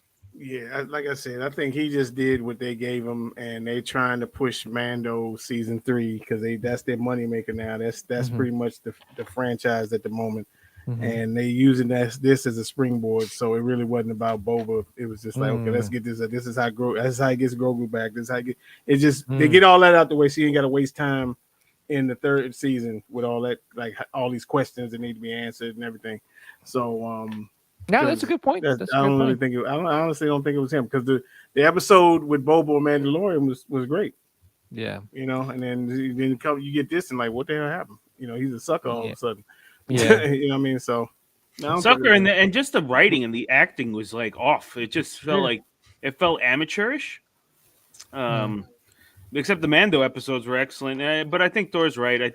They had Mandalorian was supposed to have more seasons. It doesn't anymore because the actor doesn't want to do it. What's his name? He doesn't want to do it because of he just doesn't. Pedro Pascal. Yeah, he don't want to do it. So 3 seasons is it. So they had to squeeze this stuff in to make sense of season 3. I think you're on point with that. I think he also has other things that he's lined up to do as well. That I don't think he wants to just be stuck as that character. He doesn't like wearing the mask. And that's the thing. So I got no problem recasting him. That's just me. Yeah, honestly, I'm with you. No problem. What difference does it make? Recast. If he don't want to do it, I got no problem going forward getting another Mando. I got no problem. Yeah, because it's just mostly him in armor. You know, you could even say from now on he decides to obey the creed and he never takes the mask off again, and boom, you don't need to recast anybody. Or then he can just do the voiceover. Yeah. That's just paying for the voiceover. Yeah, exactly. That's a good point. But it's a shame. Like I really hope. I don't know. Did you guys read some of like Kathleen Kennedy's like comments, you know, and stuff? I don't consider her as a person, so I don't. You're in good company. You're in the perfect place. Yeah, I'm with you. She's like unpersonal. Yeah. Whatever the opposite of person is, that's what she is. Yeah, well, I mean, okay, so a couple things is that, like, I'll read you a little comment of what she says. She says, we have a roadmap. I would say that Taika's story fits more specifically into that. Rogue Squadron, we kind of pushed to the side for the moment. So I guess the Patty Jenkins movie, the Rogue Squadron, that they promoted, like, was it like 2 years ago, is pushed to the side. Patty's developing the script further. Then we will talk about how that connects to the central spine that we're working in. There's a couple of filmmakers that we've been in conversations with over a quite long period of time that I'm hoping will come in and make the overall commitment that John and Dave have made. That ideally what I would love to see happen in the future space. Elephant in the room on this. Yeah. What spine is she talking about? She blew up the whole thing with the sequel trilogy. Nothing makes any sense in that sequel trilogy. I think because I did read that there is not going to be any more trilogy movies, right? Like everything is going to be like maybe Disney Plus or single movies. So I'm wondering if that they're just gonna go with the Mandoverse for a while in the High Republic, which I think they're trying to promote a lot. They have to unbreak it. They have to put it back together. A lot of the rules in Star Wars were broken in that sequel trilogy. Stuff that the Force shouldn't have been able to do. The whole spaceship spearing through another ship in hyperdrive breaks the whole lore down, because then A New Hope doesn't make any sense anymore. There's just a lot of things, and the transporting items through the Force, handing each other stuff and healing each. Like, what is all this? Make like new Force ability that Force diet. Come on, Leia soaring through space. Oh my gosh, I was so angry. What the fuck? Yeah, that's what WTF on all this. Nothing makes any sense. They need to fix this. It's a problem. Yeah, no, I agree. They need to, and again, like I really hope that what they're doing, what they're creating with not only with Mandalorian but with Ahsoka, like I'm telling you, I'm banking on Ahsoka to fix a lot of rights. I mean, a lot of wrongs, and make it into a right. Um, Especially with they're introducing the world between worlds, so hopefully they're able to do things in that Yeah, really correct it. correct. Yeah, exactly. Correct a lot of things that they made a lot of the mistakes that they made in the sequel trilogy. Yeah, there's a lot. I mean, because they try to, it's weird. It's because they did The Last Jedi. People were pissed off about that, and they tried to fix all those mistakes with one movie, with the next movie, and it was with adding like, some more mistakes. I mean, okay, you're telling me 2 lightsabers turn force lightning around, and I just caught parts of the last movie, but I remember seeing that. I skipped to the end on Disney Plus just to see. And I'm like, what the hell? And I already got aggravated in like 10 minutes and turned it off. That doesn't make any sense either. Yeah, and there's also like there's a lot of people that they're really recruiting, like Kevin Feige, right? Like, here's another quote. That's the rumor mill, Kevin. I think everyone knows is a huge Star Wars fan. I guess Kevin Feige. He's clearly been inspired by Star Wars in the way in which he handled Marvel. I know he's got a lot on his plate right now. I would love to see him at some point. What movie he might come up with, but right now, no, there isn't anything specifically on the horizon. Well, I guess he was supposed to do a movie, but now it's on the back burner because, good. I don't know what they're. It just seems like Kathleen Kennedy's like all over the place, right? I don't know, Nilda. What do you think? What's your thoughts? I see anything that comes. I know you, because anything that comes to Kathleen Kennedy, I just have no respect for her. I lost respect for her when she was sitting there and saying that she wanted to turn Darth Revan into a female character. Mind you, don't get me wrong, I'm all for women empowerment, but when you want to do an all-female cast of Knights of the Old Republic, like what the hell is wrong with you? Oh my gosh! Did she say that? Yeah, they for the longest time they were gonna do a show. It was gonna be an all-female cast, and I forgot the name of the actress who plays Captain Marvel. She actually was wanting to audition. Yeah, Brie Larson. She wanted to actually audition. You're triggering me right now. To be the, I swear. I'll let me see if I can find the article. You're telling me. Wait a minute. She wanted to be a female Darth Revan. You're telling me Brie Larson was gonna play Darth Revan. Yes, hold on. I would lose my proverbial shit. Like, look here. You type it on Google. Yeah, it says people are even. It was even on Reddit. It's like, what are your thoughts on a female Darth Revan?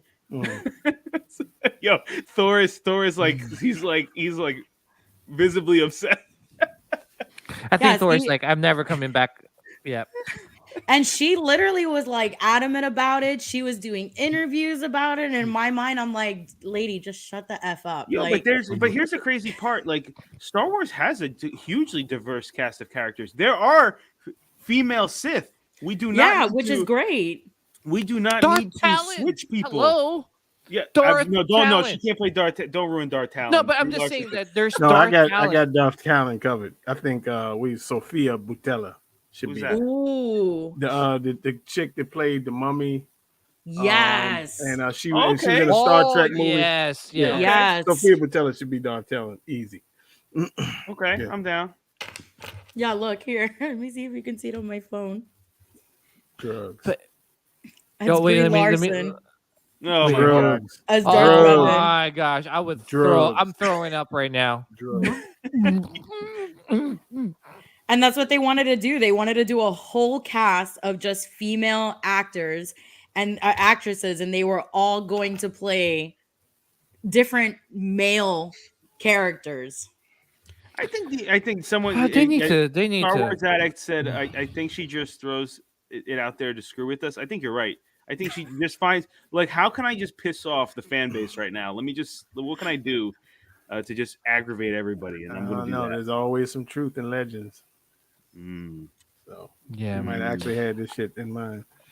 Oh my god, I just don't understand. It's like, just make it natural. Don't force it down people's throats. Thank you. People embrace, like, we love Jyn Erso. No one's complaining about her. I've never heard a guy complain about Jyn Erso, right? Nobody that was better naturally complain about that movie. Yeah, but it was naturally put there. Everything's like, so organic, right? You don't. I thought it was all right. Oh, I've heard people say. I've actually heard people say they didn't like it. Can we remove him from the video? It was okay. He mad it wasn't no Kenobi and all that bullshit. Come on. You're goodbye. Dude.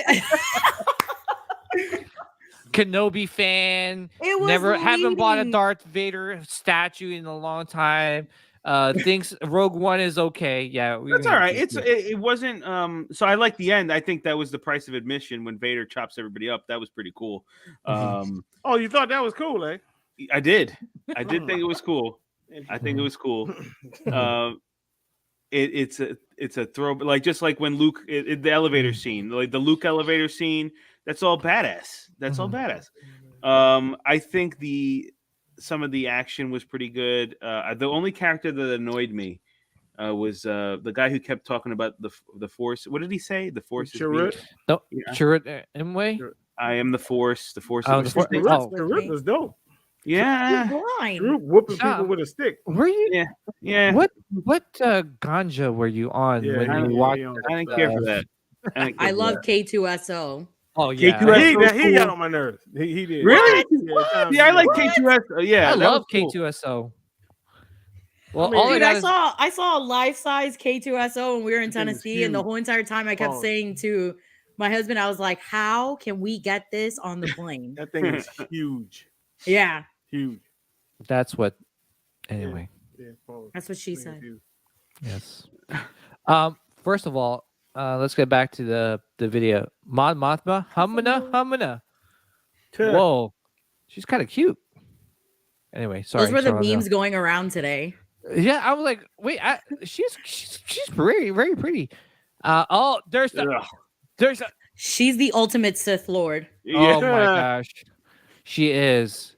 What if this was Palpatine the whole entire time, and she's just trying to ruin, the galactic, and she's trying to make her own galactic empire? It would make sense. It would make sense of this whole thing for me. It's like, okay, yeah, she's ruining all the good characters. I'm scared now. I'm so scared. They talking about Palpatine gonna be on Kenobi too. Who? They saying Palpatine gonna be on there too. Yeah, he's gonna. They were saying that he might just be like a hologram or something, like but like he'll make like a brief appearance and stuff. That and Andor. So, and there's Reva. She's an Inquisitor, right? Yeah. She's the third sister. Yeah. So did you guys hear the leaks, the ending leaks? I hope so I heard pieces of it. Well, let's not talk about it, but like, because just in case people don't want to know, but just want to, get your thoughts on it. I'm trying to stay away as much as possible from the leaks. Yeah, I haven't heard. Okay. Yeah, so don't talk about it. I hope it's not true. I hope it's not true. Yeah, but the thing was like it's with that leak, people were like kind of like half. It was half and half. Like I listened to it. I read upon it. I read it, but I hope is they don't make Obi-Wan a punk. That's all I want. Don't make him a punk. If they make him a punk, I hope they make him a punk. I want Vader to kick his butt. No, that's fine. Vader can kick it. Vader can kick his ass, whatever. But I'm just saying, don't make him not Obi-Wan. He has to still be like. I don't. Yeah. Anyway, I'm not gonna go further than that. Well, it looks like he's doing kung fu and got guns and all kind of stuff going on. So I don't know, man. He's John Wick, man. He's the new John Wick. That's what it looked like to me. That's why I'm nervous. Yeah. I'm nervous about this whole thing. So. There's Sean. What's up, Sean? I'm still laughing at his name, Snatch Master. What? First of all, Gryffindor. That's great. Snatch Master. But Gryffindor, wrong stream. No, I'm just kidding. Welcome, Snatch Master. I'm gonna say, I'm like laughing as I'm saying that. No, but look at this shot. This looks like a pretty good shot, like with Reva and Vader. It's beautiful. The wind. That's what she says in the interview. Yeah. Wait, who said that? Reva or The actress who plays Riva, she was saying that she said in the scene, she says like the wind, hitting them was just very intense. What's the so I haven't watched the cartoons as much. With the Inquisitors, are they trained? They're trained like Sith, right? They were Jedi. They were Jedis. And then they got like tortured. What I don't understand is how come the rule of 2 doesn't apply? Because they're not really like Sith lords. They're just Sith like acolytes. Like acolytes, yeah. Okay. They're just minions. Foot soldiers. Exactly. Foot soldiers, Yeah, they're not Sith lords. Like with Jedi, there's like a bunch of Jedi masters running around. They're the Padawans. Like they're exactly. Okay. So this is a cool shot, like with Ahsoka and Mando but yeah, no, I just I'm next week, guys, like that's when Kenobi's gonna be airing. So I am really excited and scared at the same time to I'm with you. What I took off from work. You did. I'll be nice.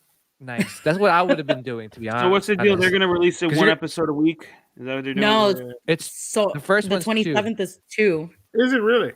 Yeah. So you're getting 2 hours. Mm-hmm. That's good. It's my mom's birthday. I'm gonna go over there and watch it with her. That's cool. Yeah. I'm supposed to be getting up at like 3 a.m. and doing a stream with my friends in California. Wow. With them. Yo, that's you good. There's no way. Yeah. Nah, no way. That's sleepy time. I'm hardcore. I ain't that hardcore. I'm hardcore. I'm hardcore. If I wasn't going to Celebration, I would definitely be like up watching it at 3 o'clock in the morning. At least like the first episode. Yeah, like, I did it for Boba Fett, and then afterwards I was just like, fuck it, I'm gonna get up at 5. Yeah, I'll watch it before work. That's why. Yeah, same thing too. Like when the first Mando episode aired. I stayed up till like 3 o'clock to watch it, and then all the other ones, as soon as I woke up in the morning, like 5:30, 6 o'clock in the morning, I watched it before I went to work or before I started my day. But I just want to share this shot with you guys here. So they did release some pictures from Kenobi. Well, they've been releasing a lot of pictures from Kenobi. This is one of them. This is Reva's lightsaber hilt. Thor, what your thoughts are on this hilt? It's just standard Inquisitor issue. Looks cool. Yeah, it's like half though, right? It's like it's all of them are half. The blade part can unfold and become whole. Mm-hmm. They've modded them to do a whole bunch of stuff. So yeah, here's your boy Vader. Yeah. It's the same hilt, right? He's used to be the same one as you.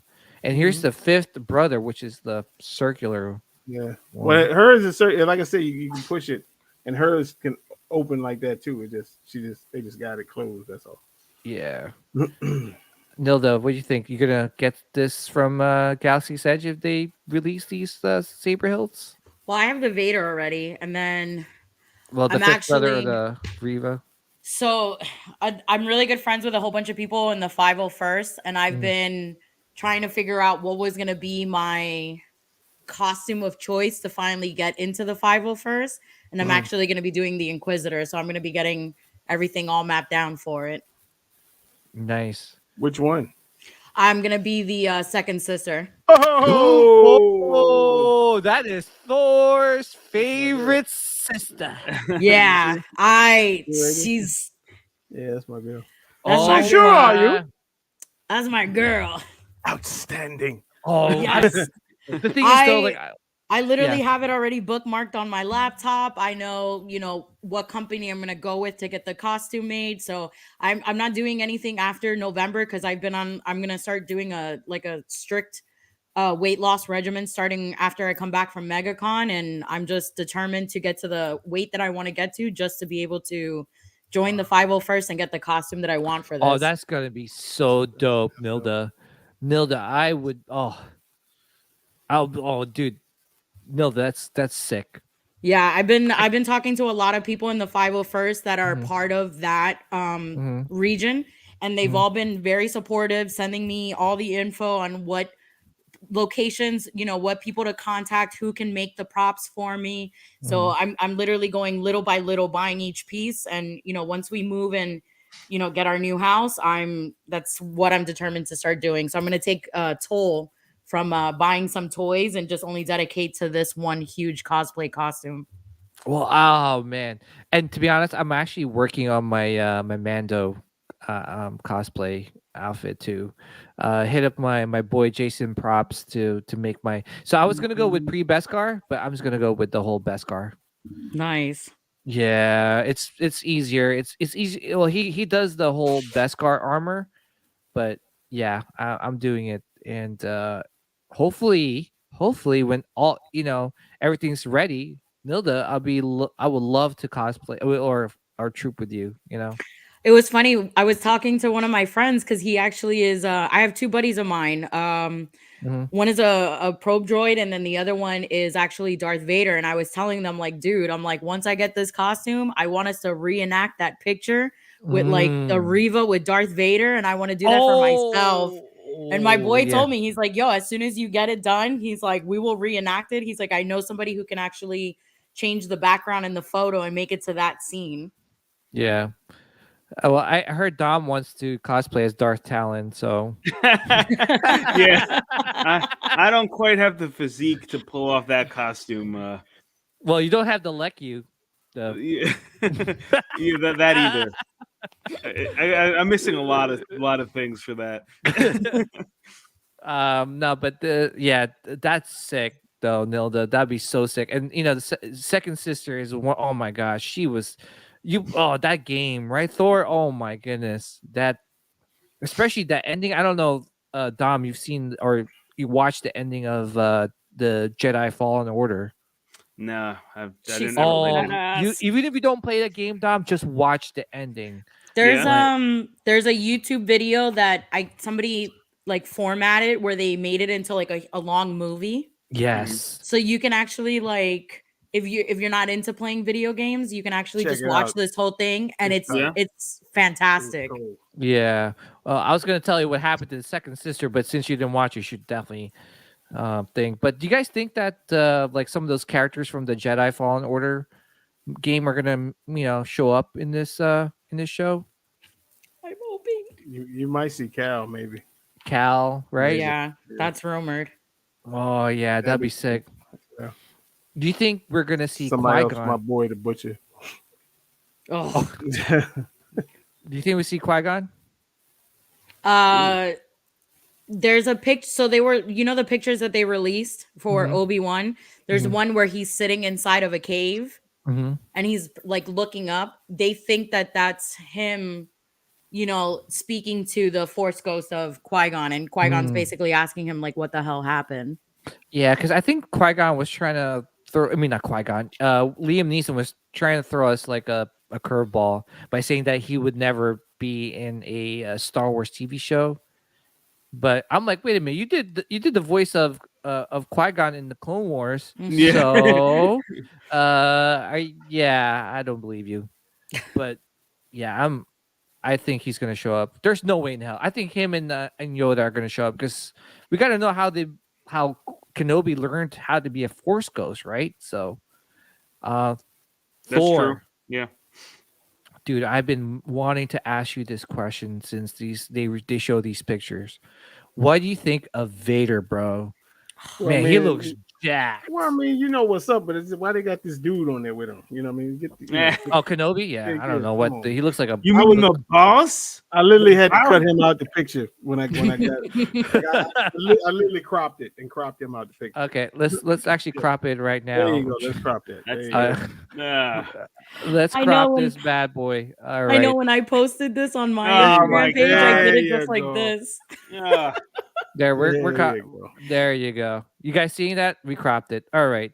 Beautiful. Okay, now it's perfect. There you go. Okay. Perfect photo. What your thoughts are on this picture, man? I mean, we coming. That's all I'm saying. I'm just waiting. I can't wait. Yeah. Yo, look at his suit though. It looks clean. It always looks clean. Well, I mean, like extra clean. Like look at his bodysuit. He's clean, bro. He the smoothest cat you ever seen in your life. He never get upset. He never gets pissed off. You know what I mean? You only heard him yell once. That's it. Dude, I always love. Dude, I love that. I'm talking about when where the plans? I want him a lot. That's the only time you heard him yell. Dude, I always crack up when you said, Thor, like when you fell in love with Vader or when you were shocked with Vader. Oh, that's my thing burning out. Hold up, my camera. No, but like when you were telling me that when you saw him force choke a dude, like that was the second. I was 4 years old when that happened. Like I saw it in the movies with Empire in the movies at 4. And the minute I seen this guy choking somebody out on another ship, I said, "Yo, this is my dude." I was like, if that ain't gangster, I don't know what is. To force choke a guy in another Star Destroyer,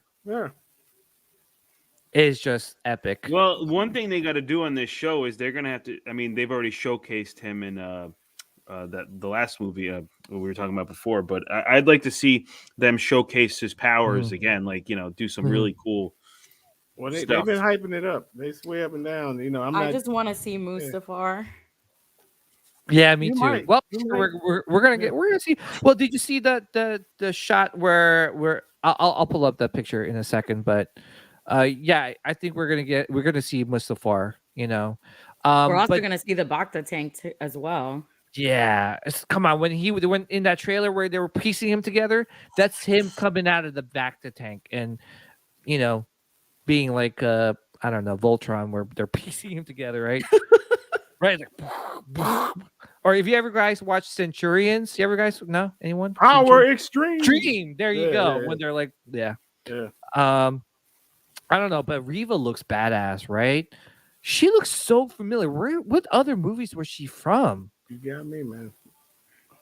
Yeah, I don't know. I burned out too. Nilda, what do you think of Reva? Do you think she's a pretty badass Sith Inquisitor? Oh yeah, she looks mean here. She looks mean there, but just alone in the trailer when she's screaming like you can't hide from him, you can't run, like it's just I feel like she's like the sidekick for Darth Vader. Yeah, right. Like I almost dude, I was so nervous when she said that. I was like, oh shoot, like damn. I just want to see Obi-Wan stack some bodies on this show. That's what I want to see. That's what Dom, you're not gonna know who the Grand Inquisitor is, huh? No. Yeah. Ugh, dude, just watch. Literally, you gotta watch quick recaps of Rebels just to be able to learn who are these characters are. Was vicious. Yes, you would love that. For a Disney show, and it was supposed to be a kids show. It was vicious. I started it. I gotta push myself. I know every time we talk, it's slow at first. Yeah, it's slow first. But from really 2 on, oh my gosh, it is. Ice cold. Yeah, Thor. I remember we were doing Sith Happens, and we were talking about that show. Like, oh my god! I think, to be honest, Nilda, like the way they started that show was that they really was like, it was when Disney just bought like Star Wars, and I think Filoni was like, I don't know, I really want to make this like a really like PG-13 show, but I don't know how to get this greenlit, so I'm gonna say it's a kids show. So maybe the first 6 episodes we're gonna make it like kiddie-ish, but then after that 6th episode we're gonna go like full force. Bonkers. Yeah. Oh my gosh, Dom, I'm telling you, you're gonna see like stormtroopers blowing up, getting shot at, chopped, and those Sith Inquisitors, and oh, they're so badass. Yeah, so and then who's the Grand Inquisitor? He's like the head of the Inquisitors. Of the Inquisitors. The guy with the white head, that's the Grand Inquisitor. Yeah. When he's like, where is he? That's the Grand Inquisitor. Yeah. Yeah, you gotta. Dom, you gotta finish that. In that show, there were so many epic moments when Vader fought Ahsoka. Oh my gosh! Like go look that up. Dude, yeah, you could even watch it on YouTube. They have the whole fight scene between Vader and Ahsoka, and it's just like you thought the Anakin and Obi-Wan fight was intense. This was like, massive. what's the so the power level? I'm just trying to understand, like the Grand Inquisitor. What level is he? A Master Jedi like level? He's or like is a Jedi Knight. Yeah. Jedi Knight. Mm. Okay. Yeah, he's no Sith Lord, or he's not a Jedi Master, but he's like a Jedi Knight. And the Sith Inquisitors are like Padawans in comparison. Between that show and the video game, I instantly fell in love with the Inquisitors. I thought they were great. Yeah.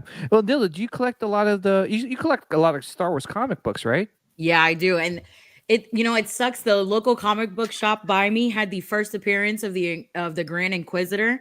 Mm-hmm. And then as soon as they announced and they showed his freaking face in the trailer, I went back to go get another one because I wanted to get one graded. Completely sold out. Yeah. You know how much Dom, you know how much those the first appearance of Grand Inquisitors are going for? No, Like, but I've got a at Darth least- Vader 25 graded. I'll grab it's remarked. You'll like this one sec. Yeah. Well, I was gonna say like those first appearance of the Grand Sith Inquisitor, at least like $500. You? $500 for that comic book. Yeah, so it's just crazy. I'm determined. I'll find it. It. Yeah. So I've got this is Darth Vader 25. It's great comic. remarked. Oh yes. Yeah. So this is a Delotto cover. He drew Palpatine's face. Oh, that is beautiful, man. Yeah.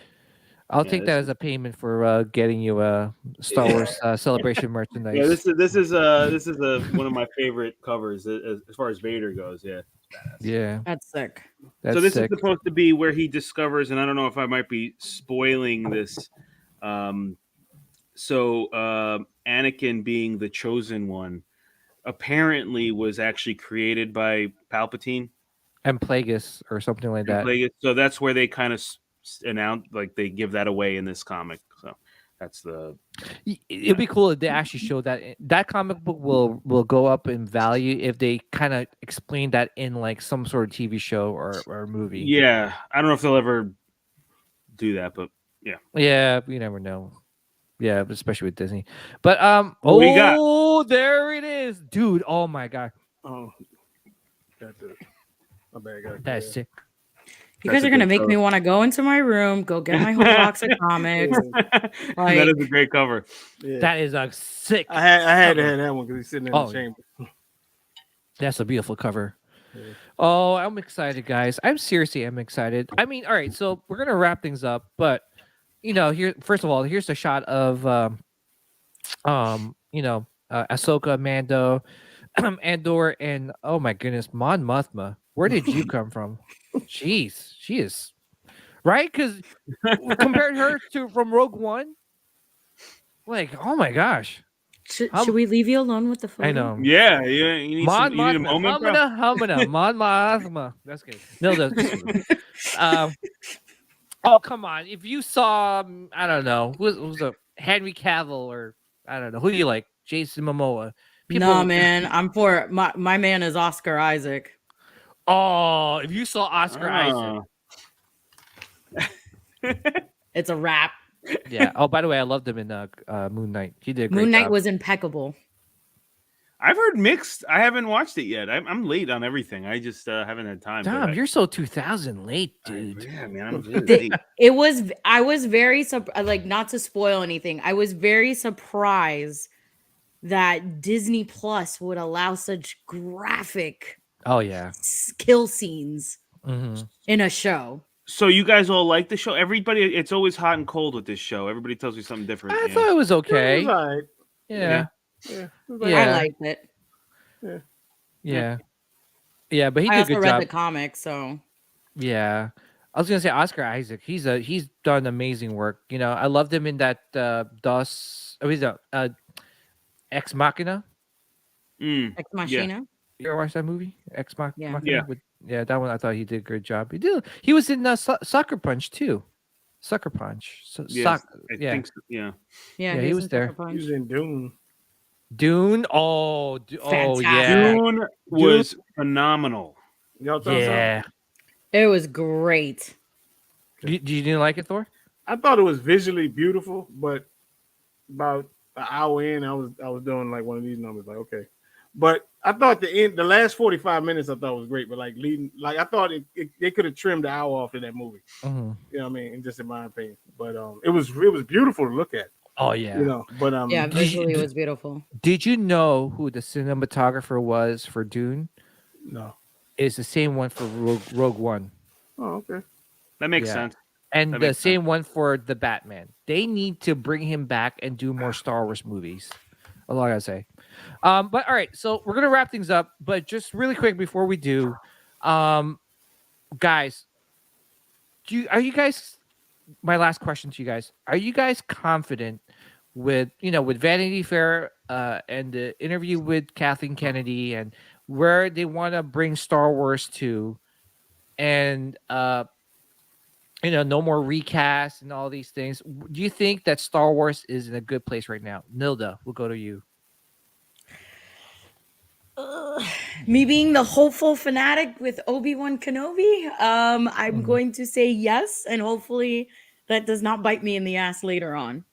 Okay, so you're confident with Kenobi, Andor, and some of these, like, with the Acolyte, that's going to be on Disney Plus, which is very interesting. It's not going to be a movie.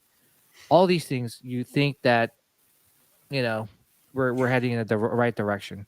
Yeah, like we didn't bring it up, but I feel like the show Visions was also very good as well. Yeah, they had some episodes that were meant for kids, and then there was other episodes that were meant for adults. But I felt like it was that one show fit every generation. It was pretty dope.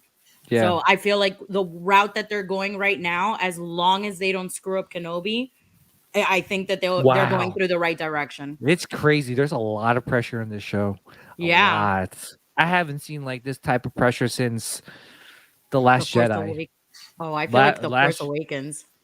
Yeah, The Force. I think everyone was very excited, but dude, there was so much hype with The Last Jedi because, with being the sequel to The Force Awakens, just like Empire Strikes Back was the sequel to A New Hope, they were expecting that type of, good content, but unfortunately we didn't, and that really messed up the fandom, which it will mess up the fandom if they mess up on Kenobi. So hopefully not. I don't know. Dom, what's your thoughts? I think are we in a good place? At the moment, no. We need to know what Kenobi does. Right now, no, we're not.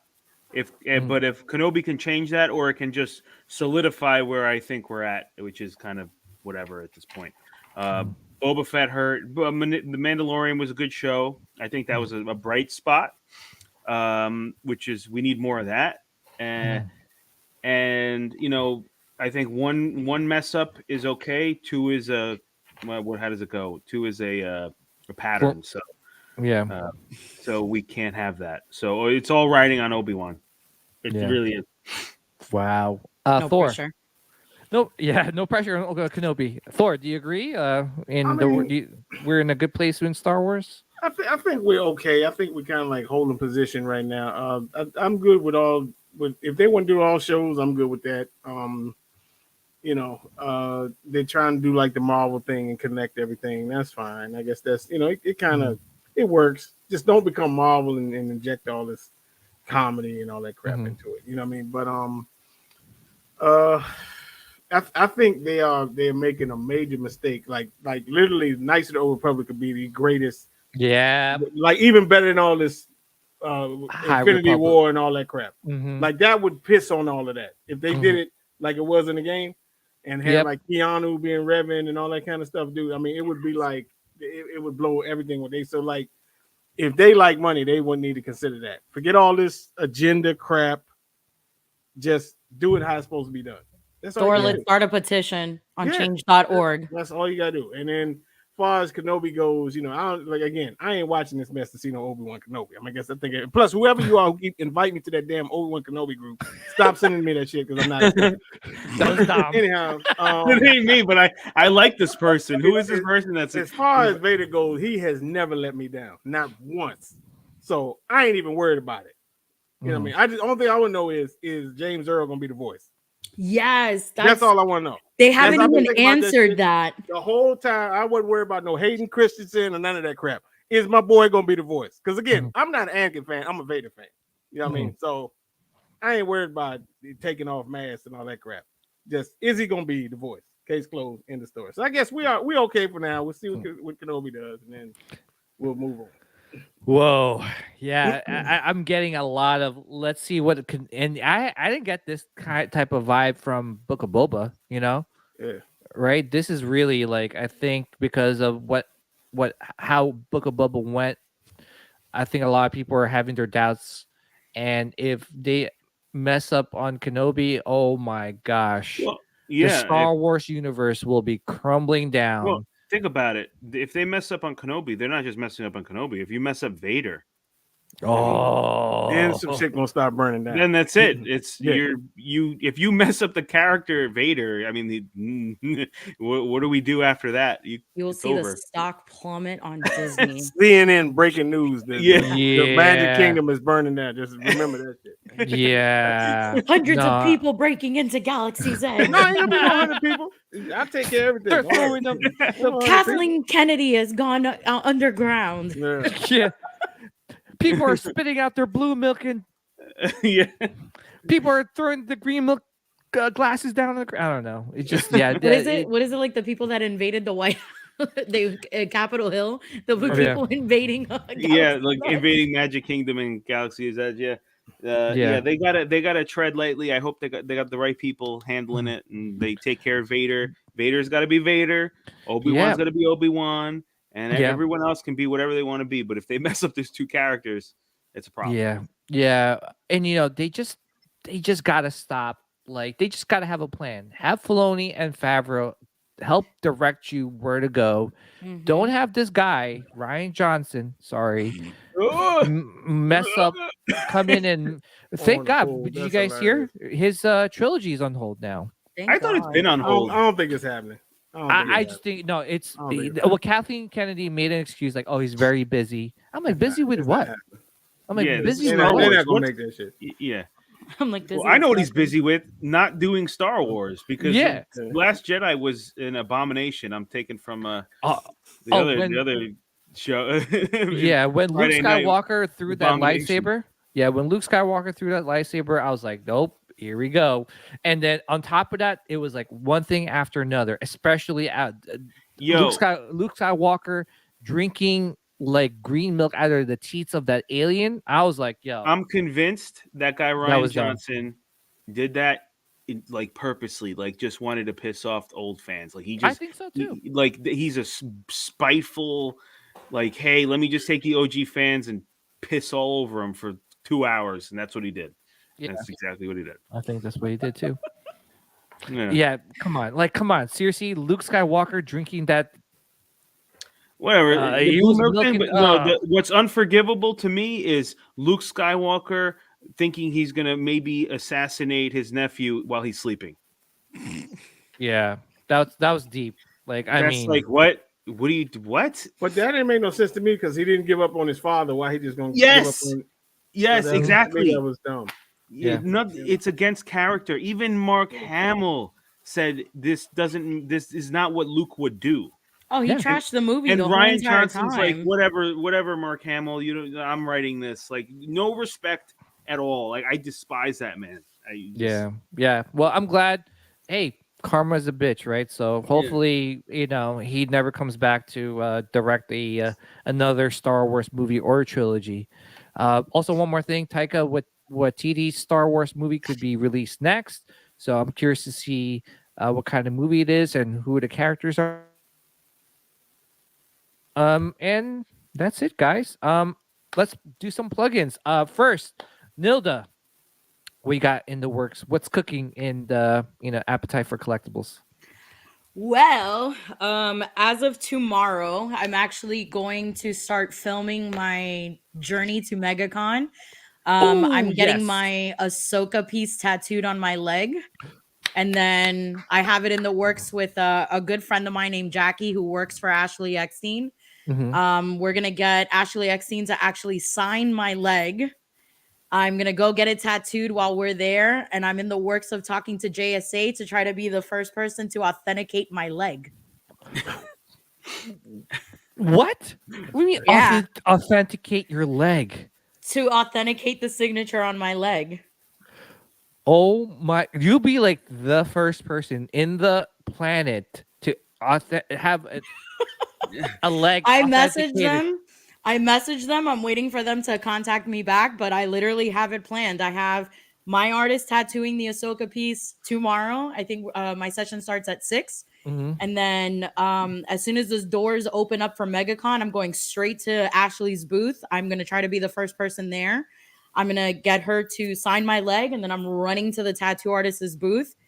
And then as soon as they do it, my husband's going to be taking pictures and videos of the whole entire segment. Mm-hmm. And then I'm going to show it to JSA and be like, listen, I want to get this authenticated. Wow. That is crazy. So it's going to be a fun, crazy. It's going to be a fun filming. I can't wait to watch that video. And on top of that, Nilda, you are like, we love you. Like, seriously, you are I love it. I love hearing these things. That just shows like you are a dedicated Star Wars fan. Seriously. I've been a fan since I was 9. I will be 35 this year, and nothing could ever take that away from me. That's why I love you. I love having you on the show. You are more than welcome to come back anytime. No, I'm gonna go get you. I'm gonna hunt for those T-shirts for you because seriously, you were just awesome to be around. And I got you with the Galactic Pals. I will take a picture in my boxers hugging. Thor is he's disgusted. He's disgusted. No, I took my Benadryl or some kind of, I love Thor's facial expressions because he's just like he's like, you are crazy. But all right, so please check out Nilda and on Appetite for Collectibles. She does amazing work. She's awesome and a great, positive Star Wars fan. Love to be around. You just love to be around her. So she's awesome. So please check them out. YouTube and Instagram. Anywhere else? I've tried Twitter, but it's like I get upset with the trolls. So it's like I don't want to say the wrong thing and just get into full-blown arguments with people. I'm kind of like you, Dom. When somebody says something, I like to be the poking bear and just start the arguments, but then afterwards I start getting pissed off with the dumb stuff that people say. There's no shortage of dumb stuff people say on the internet. So they're hilarious. But mostly my platforms are just on IG. I keep Facebook for families and like close friends, and then just IG and YouTube. Awesome. Please subscribe. Please support Nilda, Appetite for Collectibles. All right, so Thor, we got one last show this Friday. Yeah, open mic. Yeah, we got open mic 150, the final chapter. So we're gonna kind of close the mic, open mic for a while because I got a whole bunch of stuff going on. So we got the OG cast coming on. Tim, PJ coming on. Our boy Jason, the Naked Australian, is coming on, and Rodney and Ryan and myself, and we're just gonna hang out for a couple hours and relive the journey that was open mic. Oh my no gosh, pictures, no none of that crap. It's just we could go on for hours. Oh yeah, when we get together. So there's been a lot of debates. Fun. Oh my god. Armpit hair and armpit hair. Spitting in people's mouths. Oh my god, we could go on. And Nilda's like, Nilda, you never watched open mic, have you? No. Please let me know because I like watching this stuff. You need to go on our YouTube. Oh, you gotta check it out. If you want to laugh. Oh, I love to laugh. So what is this on YouTube? Open mic? Well, you go just type in Friday night open mic. It actually comes up. And it'll be on Darth Castle channel. And we've had I'm gonna miss it. Yeah. I know a lot of people will, but one thing I have to say, and one thing about open mic, and we all come around, we have our a love for Star Wars and a love for collecting and stuff like that. But one thing about open mic that was so special was the fact that it wasn't all about that. When we came on, it was just a bunch of friends talking and having fun and sharing that talk with everyone else. The Collectibles was maybe number 3 right? It was not. It was just us, just having fun. Is it called DCX? DCX open mic. DCX. I'm sorry. Yeah, but oh my god, it's a Thor from 3 years ago. Oh yeah, it's some crazy stuff on there. Believe me. Yeah, you watch the yeah. Watch the earlier episodes; those were a lot of fun. Like I don't know, they get crazy like around what, like 30. I mean, they were all funny, but like the ones with Rodney passed out drinking and oh my god, Oh, dude, I'm definitely gonna tap in and watch all these while I'm trying to tell you. Definitely you're tap gonna be in on crying, Friday. laughing.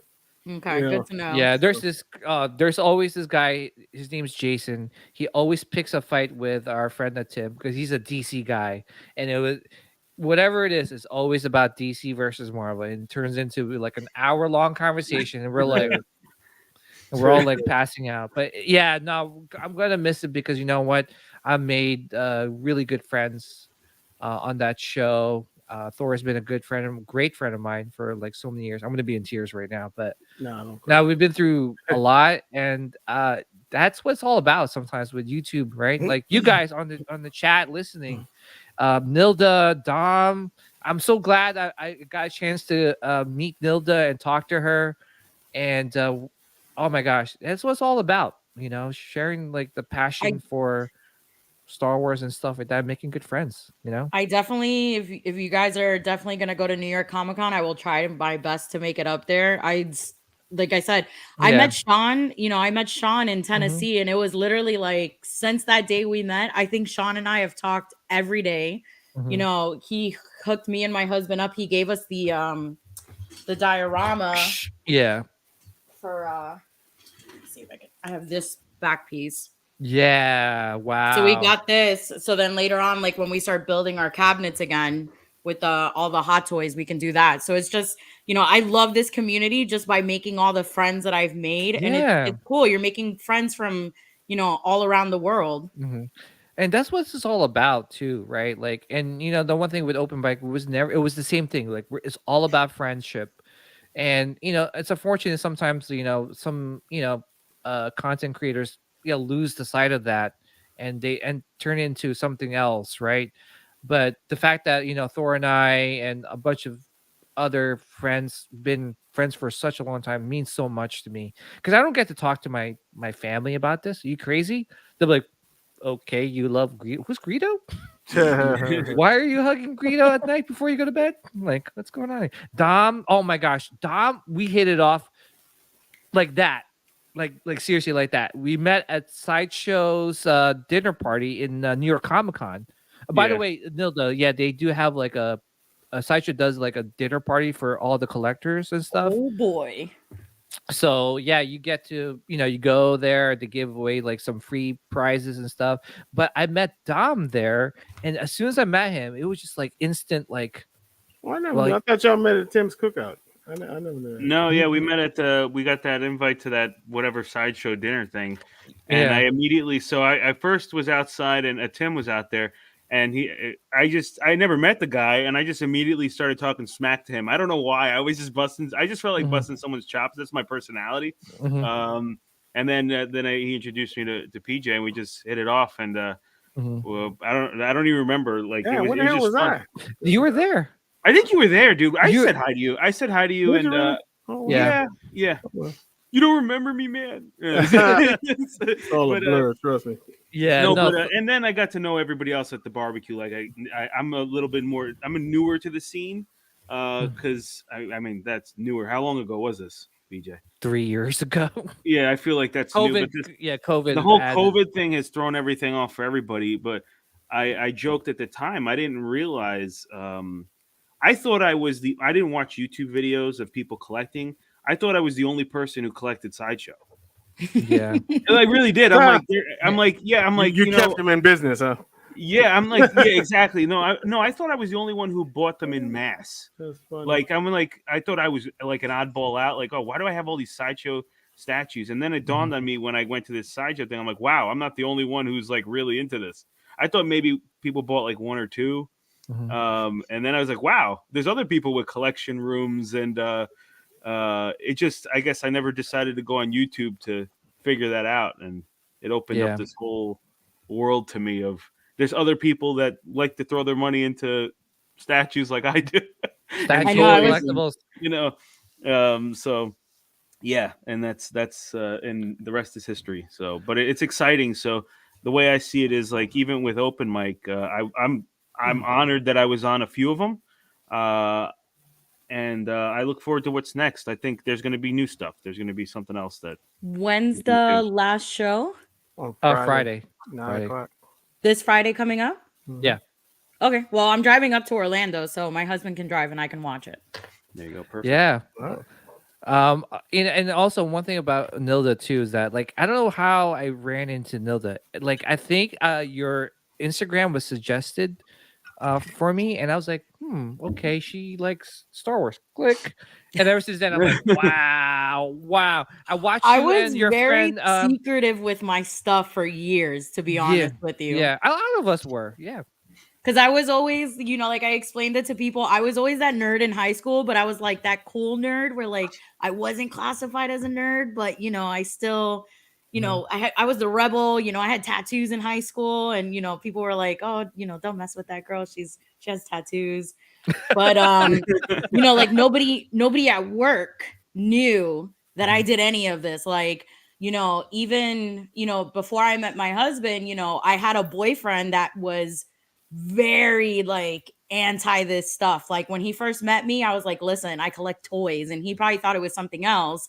And he walks into my apartment and he's like, what the what the F? And I was like, yeah, I'm like, you ever seen the movie 40-Year-Old Virgin? I'm like, that's me. I was like, don't be embarrassed. And he used to be like, yo, like, dude, you need to hide this stuff. Like, this is too much. Anybody who says that they could take a hike, you need to hide it. Well, I was so infatuated with this person that I actually I had all my stuff in containers. And then when that relationship didn't work out and I met my husband and we both are into this stuff, when he came to my apartment and saw my second bedroom, and I was like, dude, I collect toys. And I was just like, fuck it, I'm just going to tell him. And then when I showed it to him, he's like, oh my God, you have more toys than I do. And he inspired me more to just let everything out. And did he break out the engagement ring right away? Because that's what I would have done if I met my wife like that. Well, he did it at a comic book shop, so it was like perfect. It's exactly how I wanted it. It was in the Star Wars section next to the Star Wars comics. Oh my gosh. Only thing missing is Panda Express, by the way. I have this long running joke of Panda Express being like if I was single, I was not married right now, I'll take all my dates to like Panda Express first as the first date. Good luck. And then good luck. I don't know. Panda Express is pretty good. Oh, it is. Oh, come on. The last time I had it, man, it was. I don't know if it was they needed to change it or put out fresh stuff, but it wasn't that great. It depends on what time of the day. You have to go there early when they open up at 11:30. I can't remember what it was. 11:30, Panda Express, dude. Oh, come on, 11:30 in the morning. Take a nap the rest of the day, man. I'm telling you, man. Orange chicken. Panda Express, I think itis. Like I just immediately want to take a nap. Oh, it's so good. To comment on what Dom had said earlier about like him not being in a bubble, but like to be that one person to think like, oh, I'm the only person who collects, exactly. For the longest time, I've always been a tomboy for years. And I always thought to myself, like, I don't think there's that many girls out there that collect toys like I do. I was like, and I don't want people to like automatically assume like, I'm a manly-ish. But then once, I started getting introduced to people in this community and people were like, yo, that's freaking cool that you collect toys. I thought to myself, I was like, I'm going to try to be the most badass female toy collector I possibly can. Yeah. Well, we need more like collectors, females like you, because, like I know some, like you said, like some people might be like very intimidated because, there's a lot of guys that collect, but it's good to see another female collector, or even like there's a hardcore female Star Wars fan. That is so cool. The fact that you're like, yeah, you're very knowledgeable. That is like freaking awesome. Like Awesome. I'm telling you, like my wife, I'm like, she's like, "What's that? What's a Greta? What's this?" I'm like, "Oh my god, here we go." I always told myself, like, you know, like I said, I've loved Star Wars since I was 9. You know, I'm gonna be 35. I always said that if I'm going to love something for as long as I've loved it now, I need to master my craft. So it's like I have over 110 Star Wars books. I try to read all of them. Me too. Because I want to know about every lore. So then, you know, when I have conversations with, you know, with different individuals like you guys, you know, we can tap into every, you know, lore of Star Wars. And, you know, like I can have a conversation with Thor about, you know, Inquisitors and the second sister. You know, I can talk to you about, you know, it's just everything. And it's not just Star Wars. Like, you know, my husband's a huge Transformer fan. I've never been into Transformers whatsoever, but, you know, because I love him, I've watched all the original cartoons. I started watching Beast Wars. Beast Wars is amazing. And it was actually, Beast Wars wasn't that bad. And then, you know, there's other stuff that he likes, like, you know, he also likes Back to the Future. So I started watching a lot of that too. So it was like, I wanted to open my eyes in regards to different collections and learn of it, because it's really intriguing to me. Yeah, no, and that's really cool. And like I said, I'm glad that I got to meet you. And like, you know, I love your conversations with one of your friends. I think Sith chick. Caitlin the Sith. Yeah, Caitlin the Sith. And she knows everything about Darth Revan. You couldn't get this girl in any wrong answer. Oh yeah. Well, I'm hoping to get you guys on the show at one point. But I'd love to have you back, Nilda. I'd love to have Thor back. Definitely gonna have him back when you know who shows up in Kenobi. I'll have Dom also come back. No thanks. No thanks. Maybe once in a while. No, it's kidding. Like we'll see. Like maybe like, you know, when Kenobi and Vader face off, we'll definitely have you back so we could like have another conversation with that. But yeah, guys, please subscribe and support everyone's channels and social media handle. Appetite for Collectibles, you know, Thor from Open Mic, Cannoli Crusader. Please support him on his Instagram. You can definitely check him out on Instagram, Cannoli Crusader. And thank you to everyone tuning in every single time. I'm like hour and a half. Never freaking happens. So, but it's I love it because it's good Star Wars conversation. So thank you guys for tuning in, and may the midichlorians be with you guys always. And the Metamucils. Stop. It's the Metamucils. No, midichlorians. Peace out, y'all. Dark side of the Force is a pathway to many abilities some consider to be unnatural.